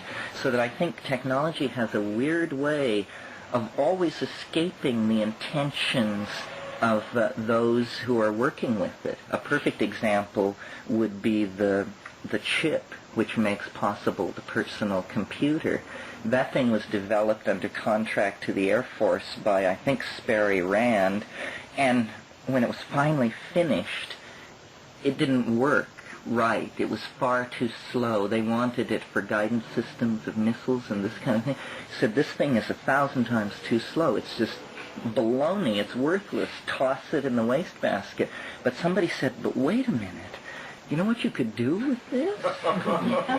And created, an information revolution that must be absolutely appalling to the forces that wish to control. I have an Apple II computer and a $350 modem, and I can access the Defense Department databases. I can access all the complete shelf list of the Library of Congress, all chemical abstracts, in short, all information in the world I can access from my living room in Sonoma County, and so can anyone else who buys $1,000 worth of equipment. This was not part of the plan. This is, in fact, a terrifying thing. And, my God, these computer networks where, as an example, a few years ago, someone invented a device. This is an anecdote, but it'll give you the idea. Someone invented a little device which looked like a ballpoint pen, and it was a small cybernetic device that could be programmed with a category, like, let's say, stamp collector or sadomasochist. And when you wore this pen, if you got near anyone else who was wearing a similar device programmed with the same word, your pen would begin flashing a little light. The notion was that these things could be sold to people who hang out in singles bars and would create a dimension neither public nor private, a new dimension where people of similar interests could get together completely. So isn't that interesting? And this thing had a range of 20 feet. Okay? So now comes the $1,000 worth of cybernetic equipment and the telephone, and it's the same device. It doesn't clip into your shirt pocket, but we've extended the range to include the entire planet. Or you can have a search program on it too. Oh, you do. You go into these computer networks, and you say, who listed that they were interested in mushrooms, psychedelics, psilocybin, consciousness-altering drugs, hallucinogens, and then out of 70,000 users on the network, in 4.5 seconds, it tells you that 12 people listed one or some of those words. You immediately type a little letter to each one, shoot it off through the system, and you're in contact with those people. This makes conspiracy on a level almost impossible to conceive, a form of liberation. And these kinds of hardwired technologies are simply patriarchal follow-ons to the feminizing of consciousness that is happening in drugs. In other words, you can almost think of drugs as the software and cybernetics as the hardware of what is being done. But vast areas are being opened up for human interaction completely unregulated by any kind of institution. And these will create new kinds of social realities. Can a computer have a psychedelic experience? It is a psychedelic. It's a hardwired psychedelic experience. People tend to think of computers as masculine, I guess, because the first generation of people who built them were male.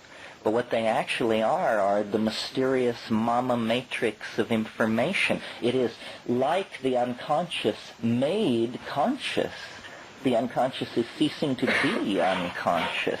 All information is rising into this dimension of accessibility, so that you need not wonder how many people died of tuberculosis in western Nepal last year. You just key into the biomedical index and you find out. So, and this seems to me, the word psychedelic has been attached to the drugs and confined. But many things are psychedelic. Anything which expands, adumbrates, aids, and supports consciousness is psychedelic if we take the word down to its Greek roots. So this is very exciting. Curious to know how you see the role of the I Ching and all of that. Ha ha ha! Such a question so late in the game. Well, the I Ching, you asked about stillness concepts. The I Ching is a very old system of something that was created out of a combination of Taoist yogic techniques and mathematical curiosity. What was happening, I think, was that in states of deep meditation, modalities were observed. It says in the Siddhara Pundarika Tantra Sutra that when the Buddha attained enlightenment through the night, he watched the causal uprising and downflowing. And this is what you see in these deep states of, it's called stilling the heart meditations. You see the passage of modalities of some kind, their elements. And the Chinese noted that there were seemed to be 64 of them, or you only needed 64 terms to describe them.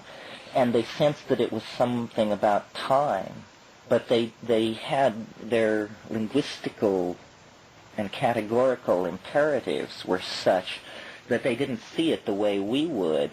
They assumed these things to be like archetypes. What I suggested was that they were actually varieties of time. And actually there was a 16th century Chinese philosopher who pulled this all together out of the ancient sources and said, the hexagrams are descriptive of time. They're hierarchically structured at many levels, so that on one level, hexagrams are influencing a situation and passing away at a rate of many a second. and on another level at a rate of many a minute, and on another level at a rate of many an hour, and on another level at a rate of a few per century. And it is the interpenetration of these modalities on various levels that finally issues into what we call the here and now situation. And it's too complicated to go into here, but there is a way of looking at the sequence and structuring it that allows you then to draw maps of novelties, ingression into time, to create a completely non-scientific theory of time that is nevertheless not occult, meaning has no hidden elements, and is completely mathematical and predictable and self-consistent. This was more my question, in that you're talking about information structures being generated in new ways through computers, and the effect of the I Ching in our culture as it enters our culture and restructuring our perception of time. And if there's a conflict, because the computer structure, the logically generated, internally consistent structure, and the I Ching is an illogical but also internally consistent structure. Well, like DNA, these very large systems with very large numbers of elements can have irrational inputs and still have everything end up in the right place at the end. I mean, if you read Prigozhin's work, where you discover that global rules govern situations which, when analyzed very locally, appear highly chaotic. And this is what the I Ching is saying. I mean, here we have a world which appears highly chaotic, but which, when analyzed at higher levels, turns out to be describable by very rigorous methods. So the converse is true, too, that what seems to be a very orderly structure in a computer network is on a higher level actually chaotic. That's right. This problem of order and constraint is a very difficult one. For instance, a sociologist can tell you that in the next 12 months, I don't know what the number would be, but let's say 30 people are going to jump off the Golden Gate Bridge. Well, now, so then someone jumps off the Golden Gate Bridge, not because they're despondent, they've lost their job, they just don't want to live any longer. Are they free? How free are they if at the end of the year we look at the record and say, yes, it certainly is true, 30 people jumped off the bridge just like you said they would. So apparently there was almost no freedom in the total system. It came in right on the dot, yet every one of the people who jumped off the bridge felt they were making a completely independent choice, exercising free will. Were they free? Which goes back to what we're talking about truth throws and things like that. And are we creating that through our beliefs, which is the same sort of thing we're doing when we predict statistically? Perhaps, or it may be something else. It may have something to do with how probability works. You know, it's not clear that probability is a good way of describing nature. The only time we get randomness is when you examine the output of a random number generator. There is no other process in nature that can be relied upon to produce random numbers. Yet we use the notion of randomness. Our entire physics is probabilistic and statistical, with the notion of randomness, a very unexamined philosophically notion centered right in the middle of things. And it may be a kind of fudging. What we think is an explanation that things are probabilistic is actually a statement of complete ignorance, that we don't know how things work, so we say they're probabilistic. But at the other extreme is that, well, there's a pattern or there's a norm, but nothing really fits the norm.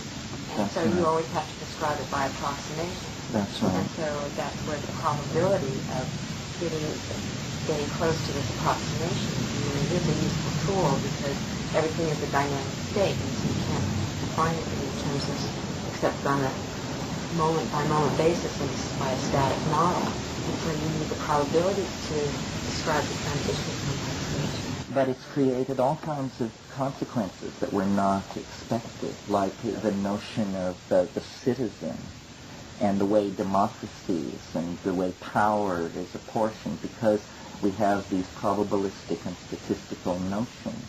about human beings. Politically, we atomize ourselves.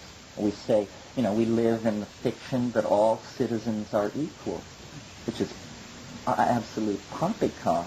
It's simply that how else can we have the kind of social system we have and have it function? So the tools, you have to beware of the tool, of what the tool does to you as well as, yes.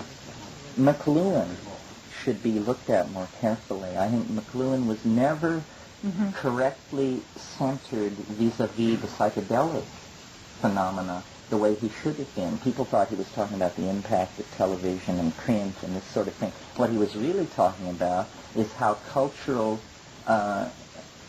inputs to sensory modalities change self-definitions.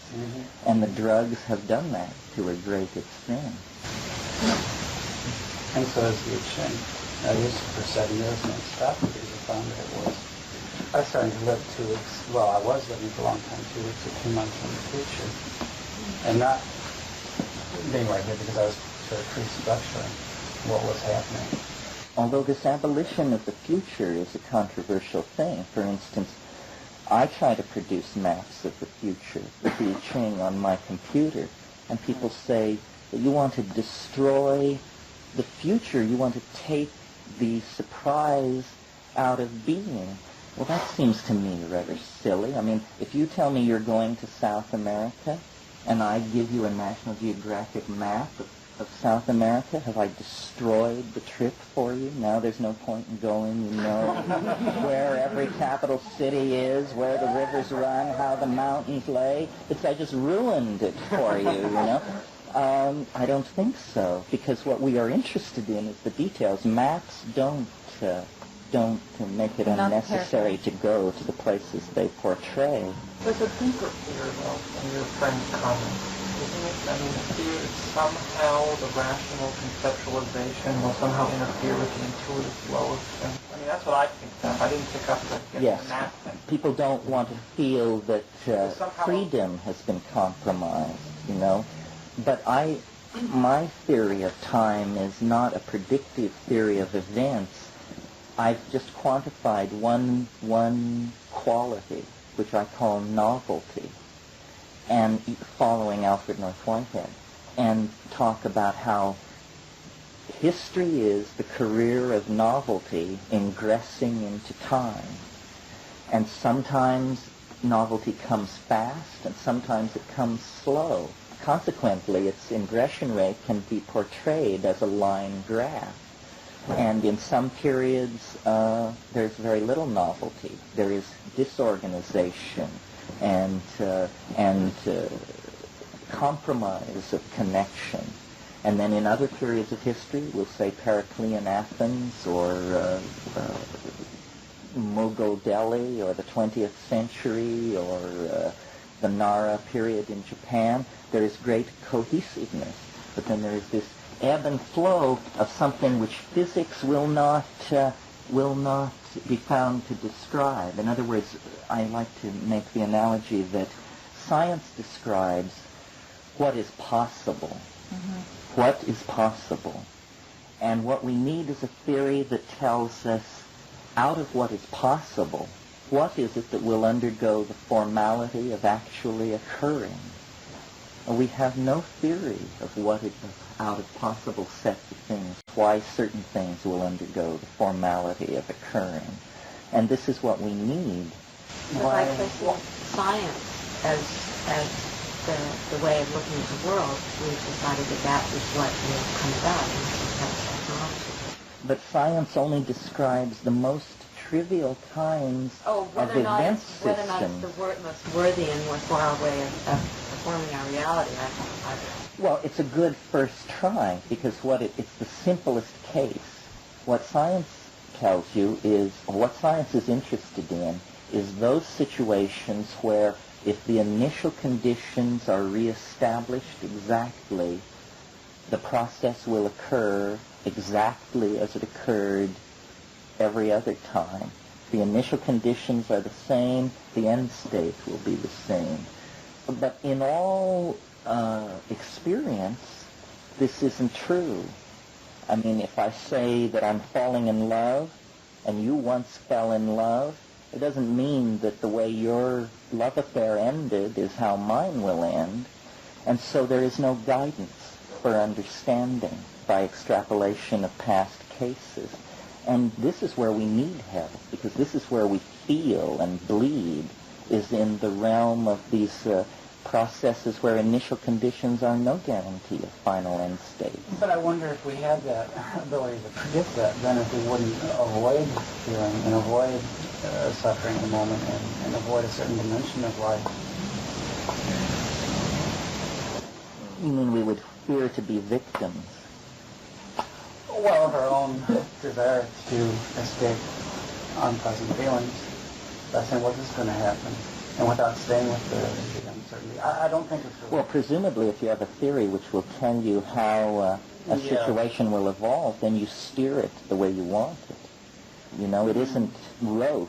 It isn't like a ball rolling downhill. Then, of course, you have to take your steering it consciously into account with the prediction itself. Oh, there's no escaping the input, the fact that that there is a hand on the tiller. The uncertainty principle has to be expanded to include everything. And to actually, the notion of certainty is a culturally naive and unexamined notion. See, the problem with Western thinking and science especially is that it's a historical phenomenon. The oldest scientists were people like Thales and these people 2,000 years in the past. This means that the most epistemologically fundamental assumptions of science are the least examined for flaws in their sophistication in the light of experience. The fact that we rely on an intellectual method 2,000 years old almost precludes our understanding anything interesting. That's why people like Ralph Abraham with his theory of dynamics, and Ilya Prigogine with his non-equilibrium thermodynamics, and Manfred Eigen with his autocatalytic hypercycles, these are interesting new approaches because they don't predict end states from initial conditions. They only predict broad target areas where processes can be expected to come to rest. I think a great deal of anxiety would leave human society if we had this grip on the future. It's you can make a biological argument that what life does, leaving aside what it does is it conquers dimensionality. The earliest life forms had no impression of the world except that portion of the world which physically impinged upon them. In other words, they had a tactile sense, and then very slowly light-sensitive melanin chemistries were entrapped, and light-sensitive cells arose so that light and darkness could be distinguished. And then, following upon that, motility, so that a third dimension was claimed, the dimension of space. And then as higher animals evolved with binocular vision and the ability to walk into the space perceived, 3 dimensions were gained. Intelligence, the unique human property of being able to command past experience as though it were present through memory, is like extending this dimension-conquering faculty to time. And I think that the psychedelic drugs show that that's the way the evolutionary arrow is pointing in man. Again, Marcilliard's statement about how the images of flight spoke volumes about the internal aspirations of the human psyche. We want to conquer dimensions. Life wants to conquer dimensions. And first it conquers the tactile, then the immediate 2-dimensional space, then the immediate 3-dimensional space, and finally, through memory, the dimension of time is added in, and then theories of the sort that the I Ching represents and that my own ideas represent, whether or not they're true, they represent an effort to do for the future what the faculty called memory does for the past. Well, if they work at all, then in some sense they're true. They're adequately mapping something.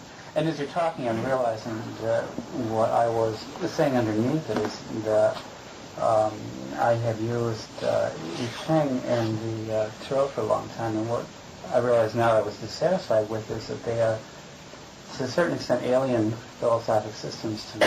And that as I stopped using them, what's happened is that I start to dream more and more what's going to be happening, one step, two steps, whatever down the road.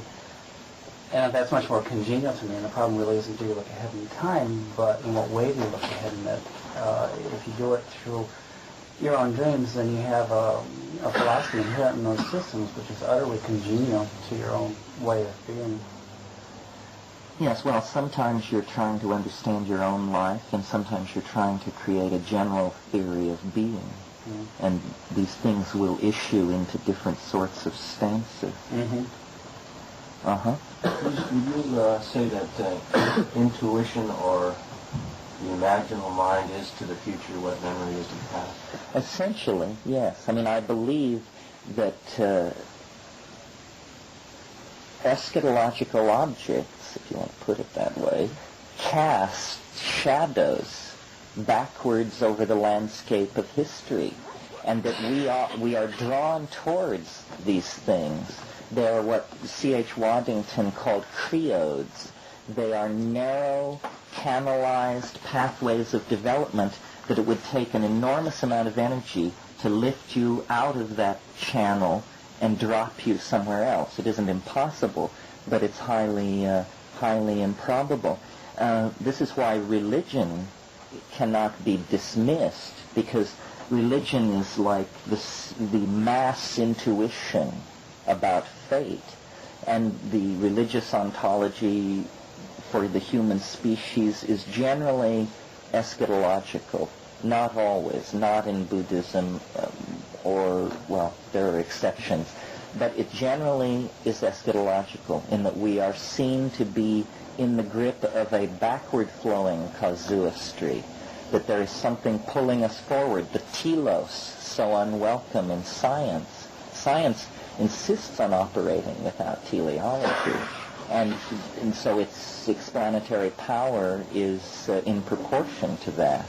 But the sense of the telos is very great, and I think that it's physically there, that what is really happening is that there are forward-moving, meaning from the past to the present, causal chains, and there are causal chains which operate the other way, from the future into the past. The present is the interference pattern caused by the forward and backward flowing casuistries inherent in time.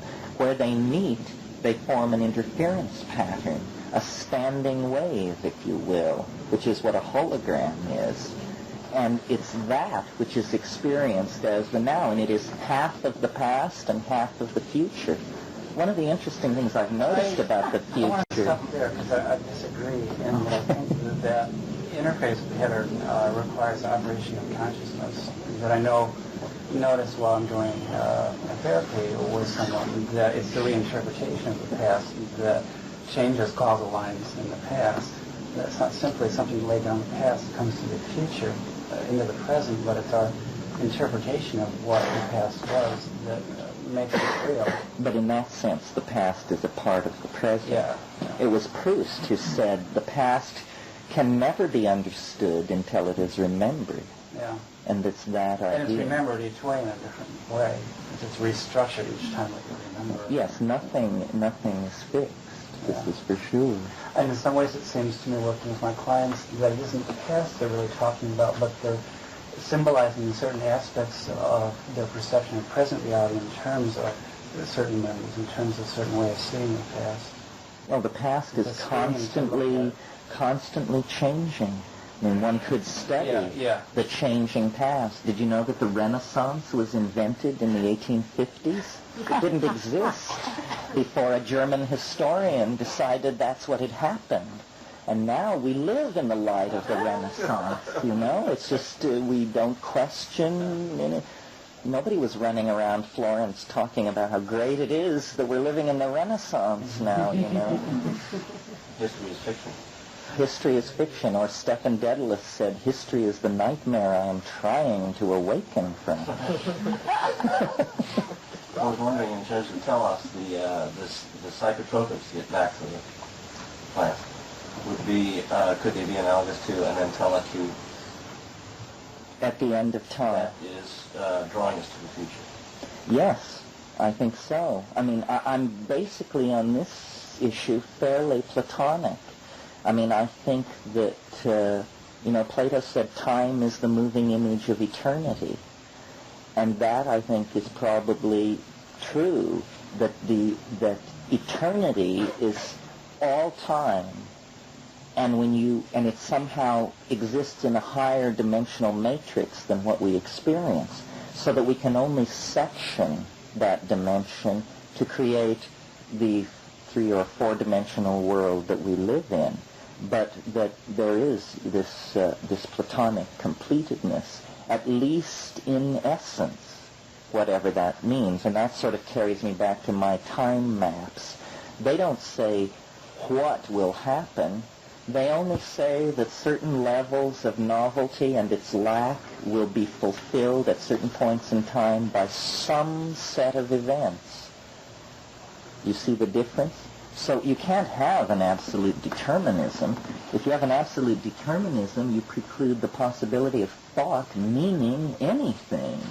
It just means I'm saying what I'm saying because I have to say it. You're thinking what you're thinking because you must think it. So an absolute determinism is hopeless and indefensible and destroys the intellectual enterprise entirely. So we have to have a free future. But how free, looking at the case of the Golden Gate Bridge and the number of people who will jump off it. And certain things are very bound. The time of sunrise tomorrow morning, you wouldn't feel great trepidation about making a prophecy about that. But nevertheless, forces could be invoked which would make it rise earlier or later. But it is very much embedded in the matrix of inertia. But everything interesting is much more up for grabs. Yeah. What psychedelics do, and I begin this as a kind of summation, is they enrich experience, which sounds trivial, except that experience is all that we have. One of the things, if my career or whatever it is could be said to be about one thing, it's the notion that your understanding depends upon yourself. In other words, no myth of the tribe will satisfy. These myths like science and religion and politics, they do not satisfy. When I talk about this, I usually mention the notion of the flying saucer. People who believe in flying saucers as alien spacecraft nevertheless so undervalue their own identity that they believe that contact will come to the Secretary General of the United Nations. He will assemble Time, Newsweek, and the reporters from The Economist. They will get together with Carl Sagan and whoever, and they will all explain it to all of us, and then we will understand what's going on. This is a sold-out point of view. You have accepted their definition of you as a citizen. The real fact of the matter is an anarchy of the imagination where each one of us is our own Magellan. We are not living in the age when all frontiers have disappeared, when all things have been tamed and made mundane. We are living in the most exciting era that has ever been, because we are about to turn to the real terra incognito, which is the terra incognito in our minds, and it is for us to do. And this is why the drugs are so controversial, because they free you from the myth of the tribe. And that single fact, the fact that they decondition you, they don't decondition you at the chemical level, like make you forget everything you believe, so you have to start over. They decondition you at the ideological level. So you just look around at the society you're in, and its contradictions and preposterous assumptions are perfectly visible to you. And that frees you then to create a new world through self-experience, not by taking Heidegger's word for it or somebody else's word for it, but creating it through your own experience. And this is what we should all be involved in, and this would carry us to psychological balance. It's trying to make sense of our intuitions in the light of the enormous pressure to accept prepackaged ideologies that makes neurotics of us all. And the only way out of that is to step back from it and to say, I will only believe what I know. I will be like someone from Missouri. Show me and I'll believe it. This is why my favorite person in the New Testament is Thomas, the doubter. Because if you will recall, Christ returned to, the apostles were gathered in the upper room, and Christ came to them, I think, on the 40th day, but Thomas was not there. So then later, and then Christ went away, and so then Thomas came, and they said, the Master was with us. And he said, you guys have been smoking too many of those little brown cigarettes. The Master has gone from the plain. Unless I put my hand into the wound, I will not believe it. So then a few days later, Thomas was with them, and Christ came again. And he said to him, Thomas, put your hand into the wound that you might believe. And he did, and he believed. Okay, so what conclusion do we draw from this story? The conclusion is that of all of the people, of all of the disciples, the only person in all of human history recorded to have actually touched the incorporeal body of the risen Christ was Thomas the Doubter.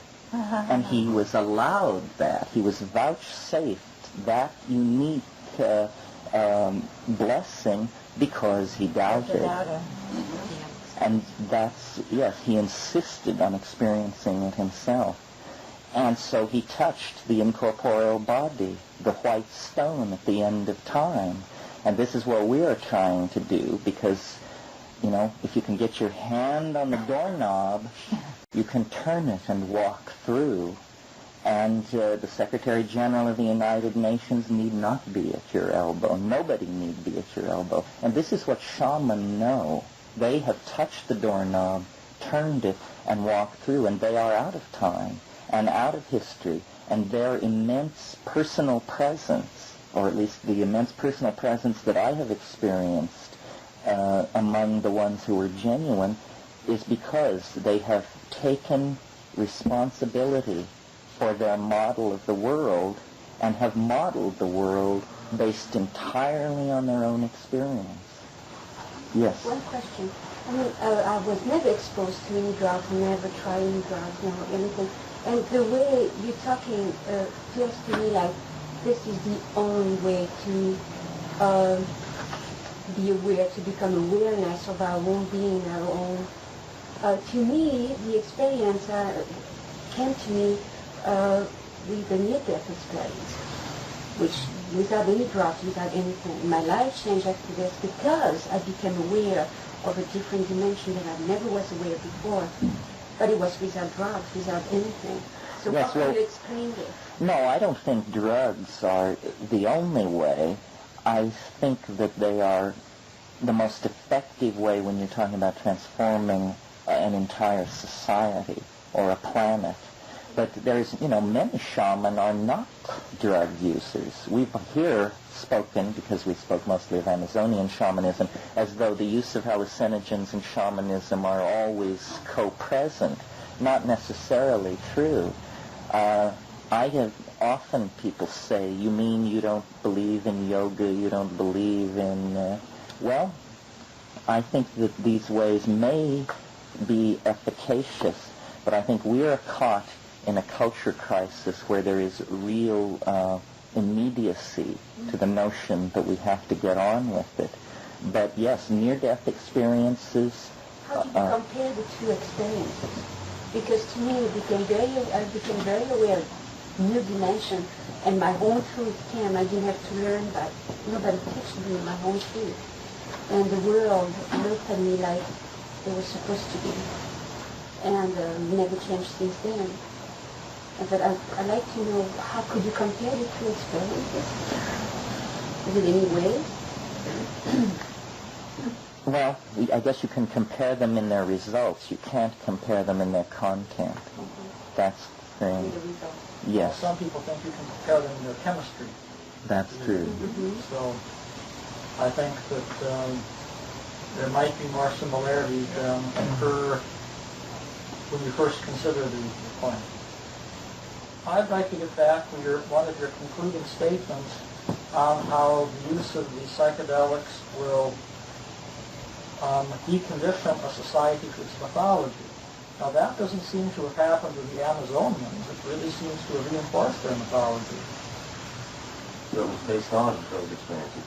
Yes, that's right. Well, we have no record. We find them using this drug. We have no notion of what ideological transformations may have brought them to that point. There are tribes in the Amazon right next door to the people we're talking about who don't use drugs. And so we can't know what upheavals of ideology they have been through. When there is a tradition which supports the notion of the deconditioned individual, then you get the institution of shamanism. We don't have any comparable institution. So that there, if you are of a shamanic temperament, you will be selected out and put in that position. But we do, but we don't give it credence within a total unitive sort of context. We have sports, for example. There's ample evidence for athletes entering into all sorts of shamanic experiences and experiencing siddhi and everything else, and not knowing what in the world's going on with them. You know, and that just happens. I mean, marathon runners in droves have these kinds of experiences.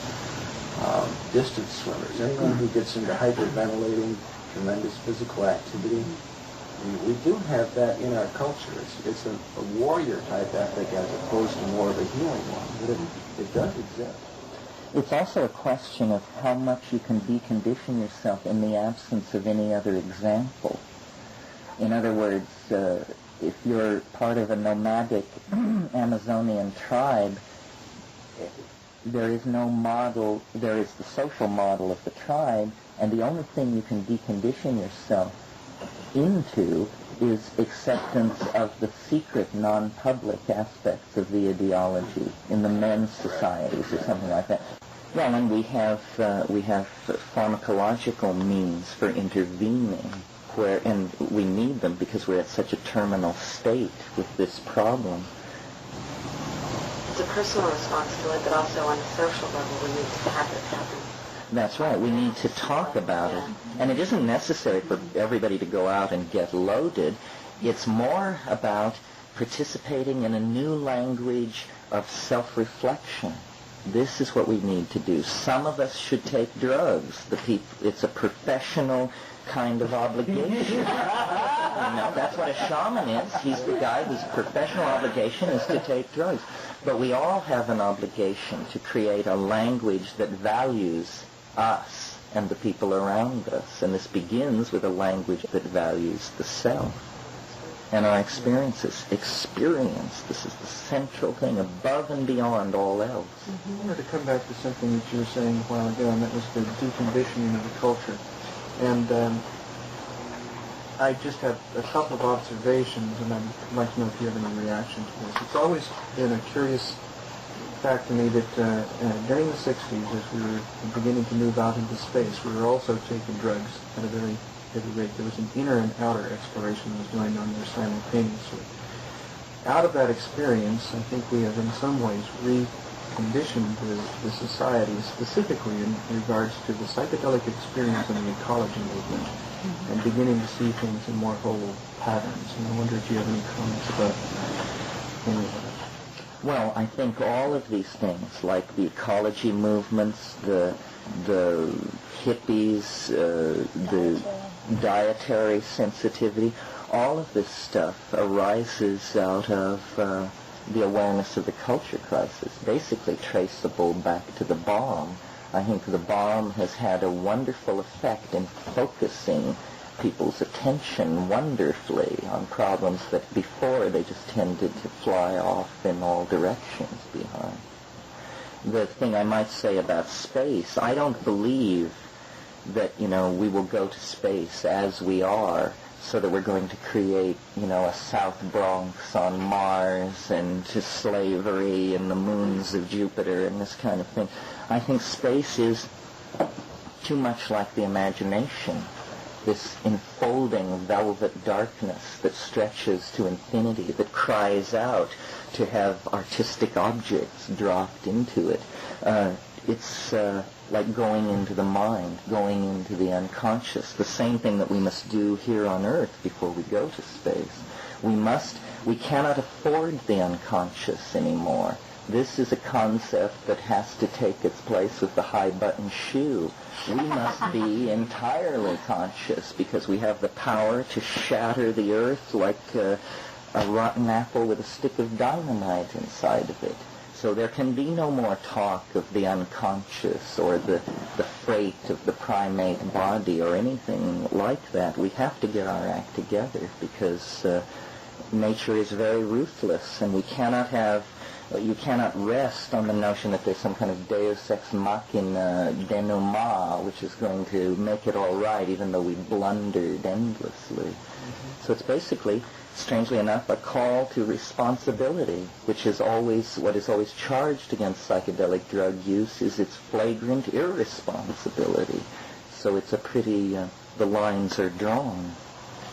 Sounds like we've got a pretty big job ahead. I think so. Thank you all very, very much for helping me think about all of this.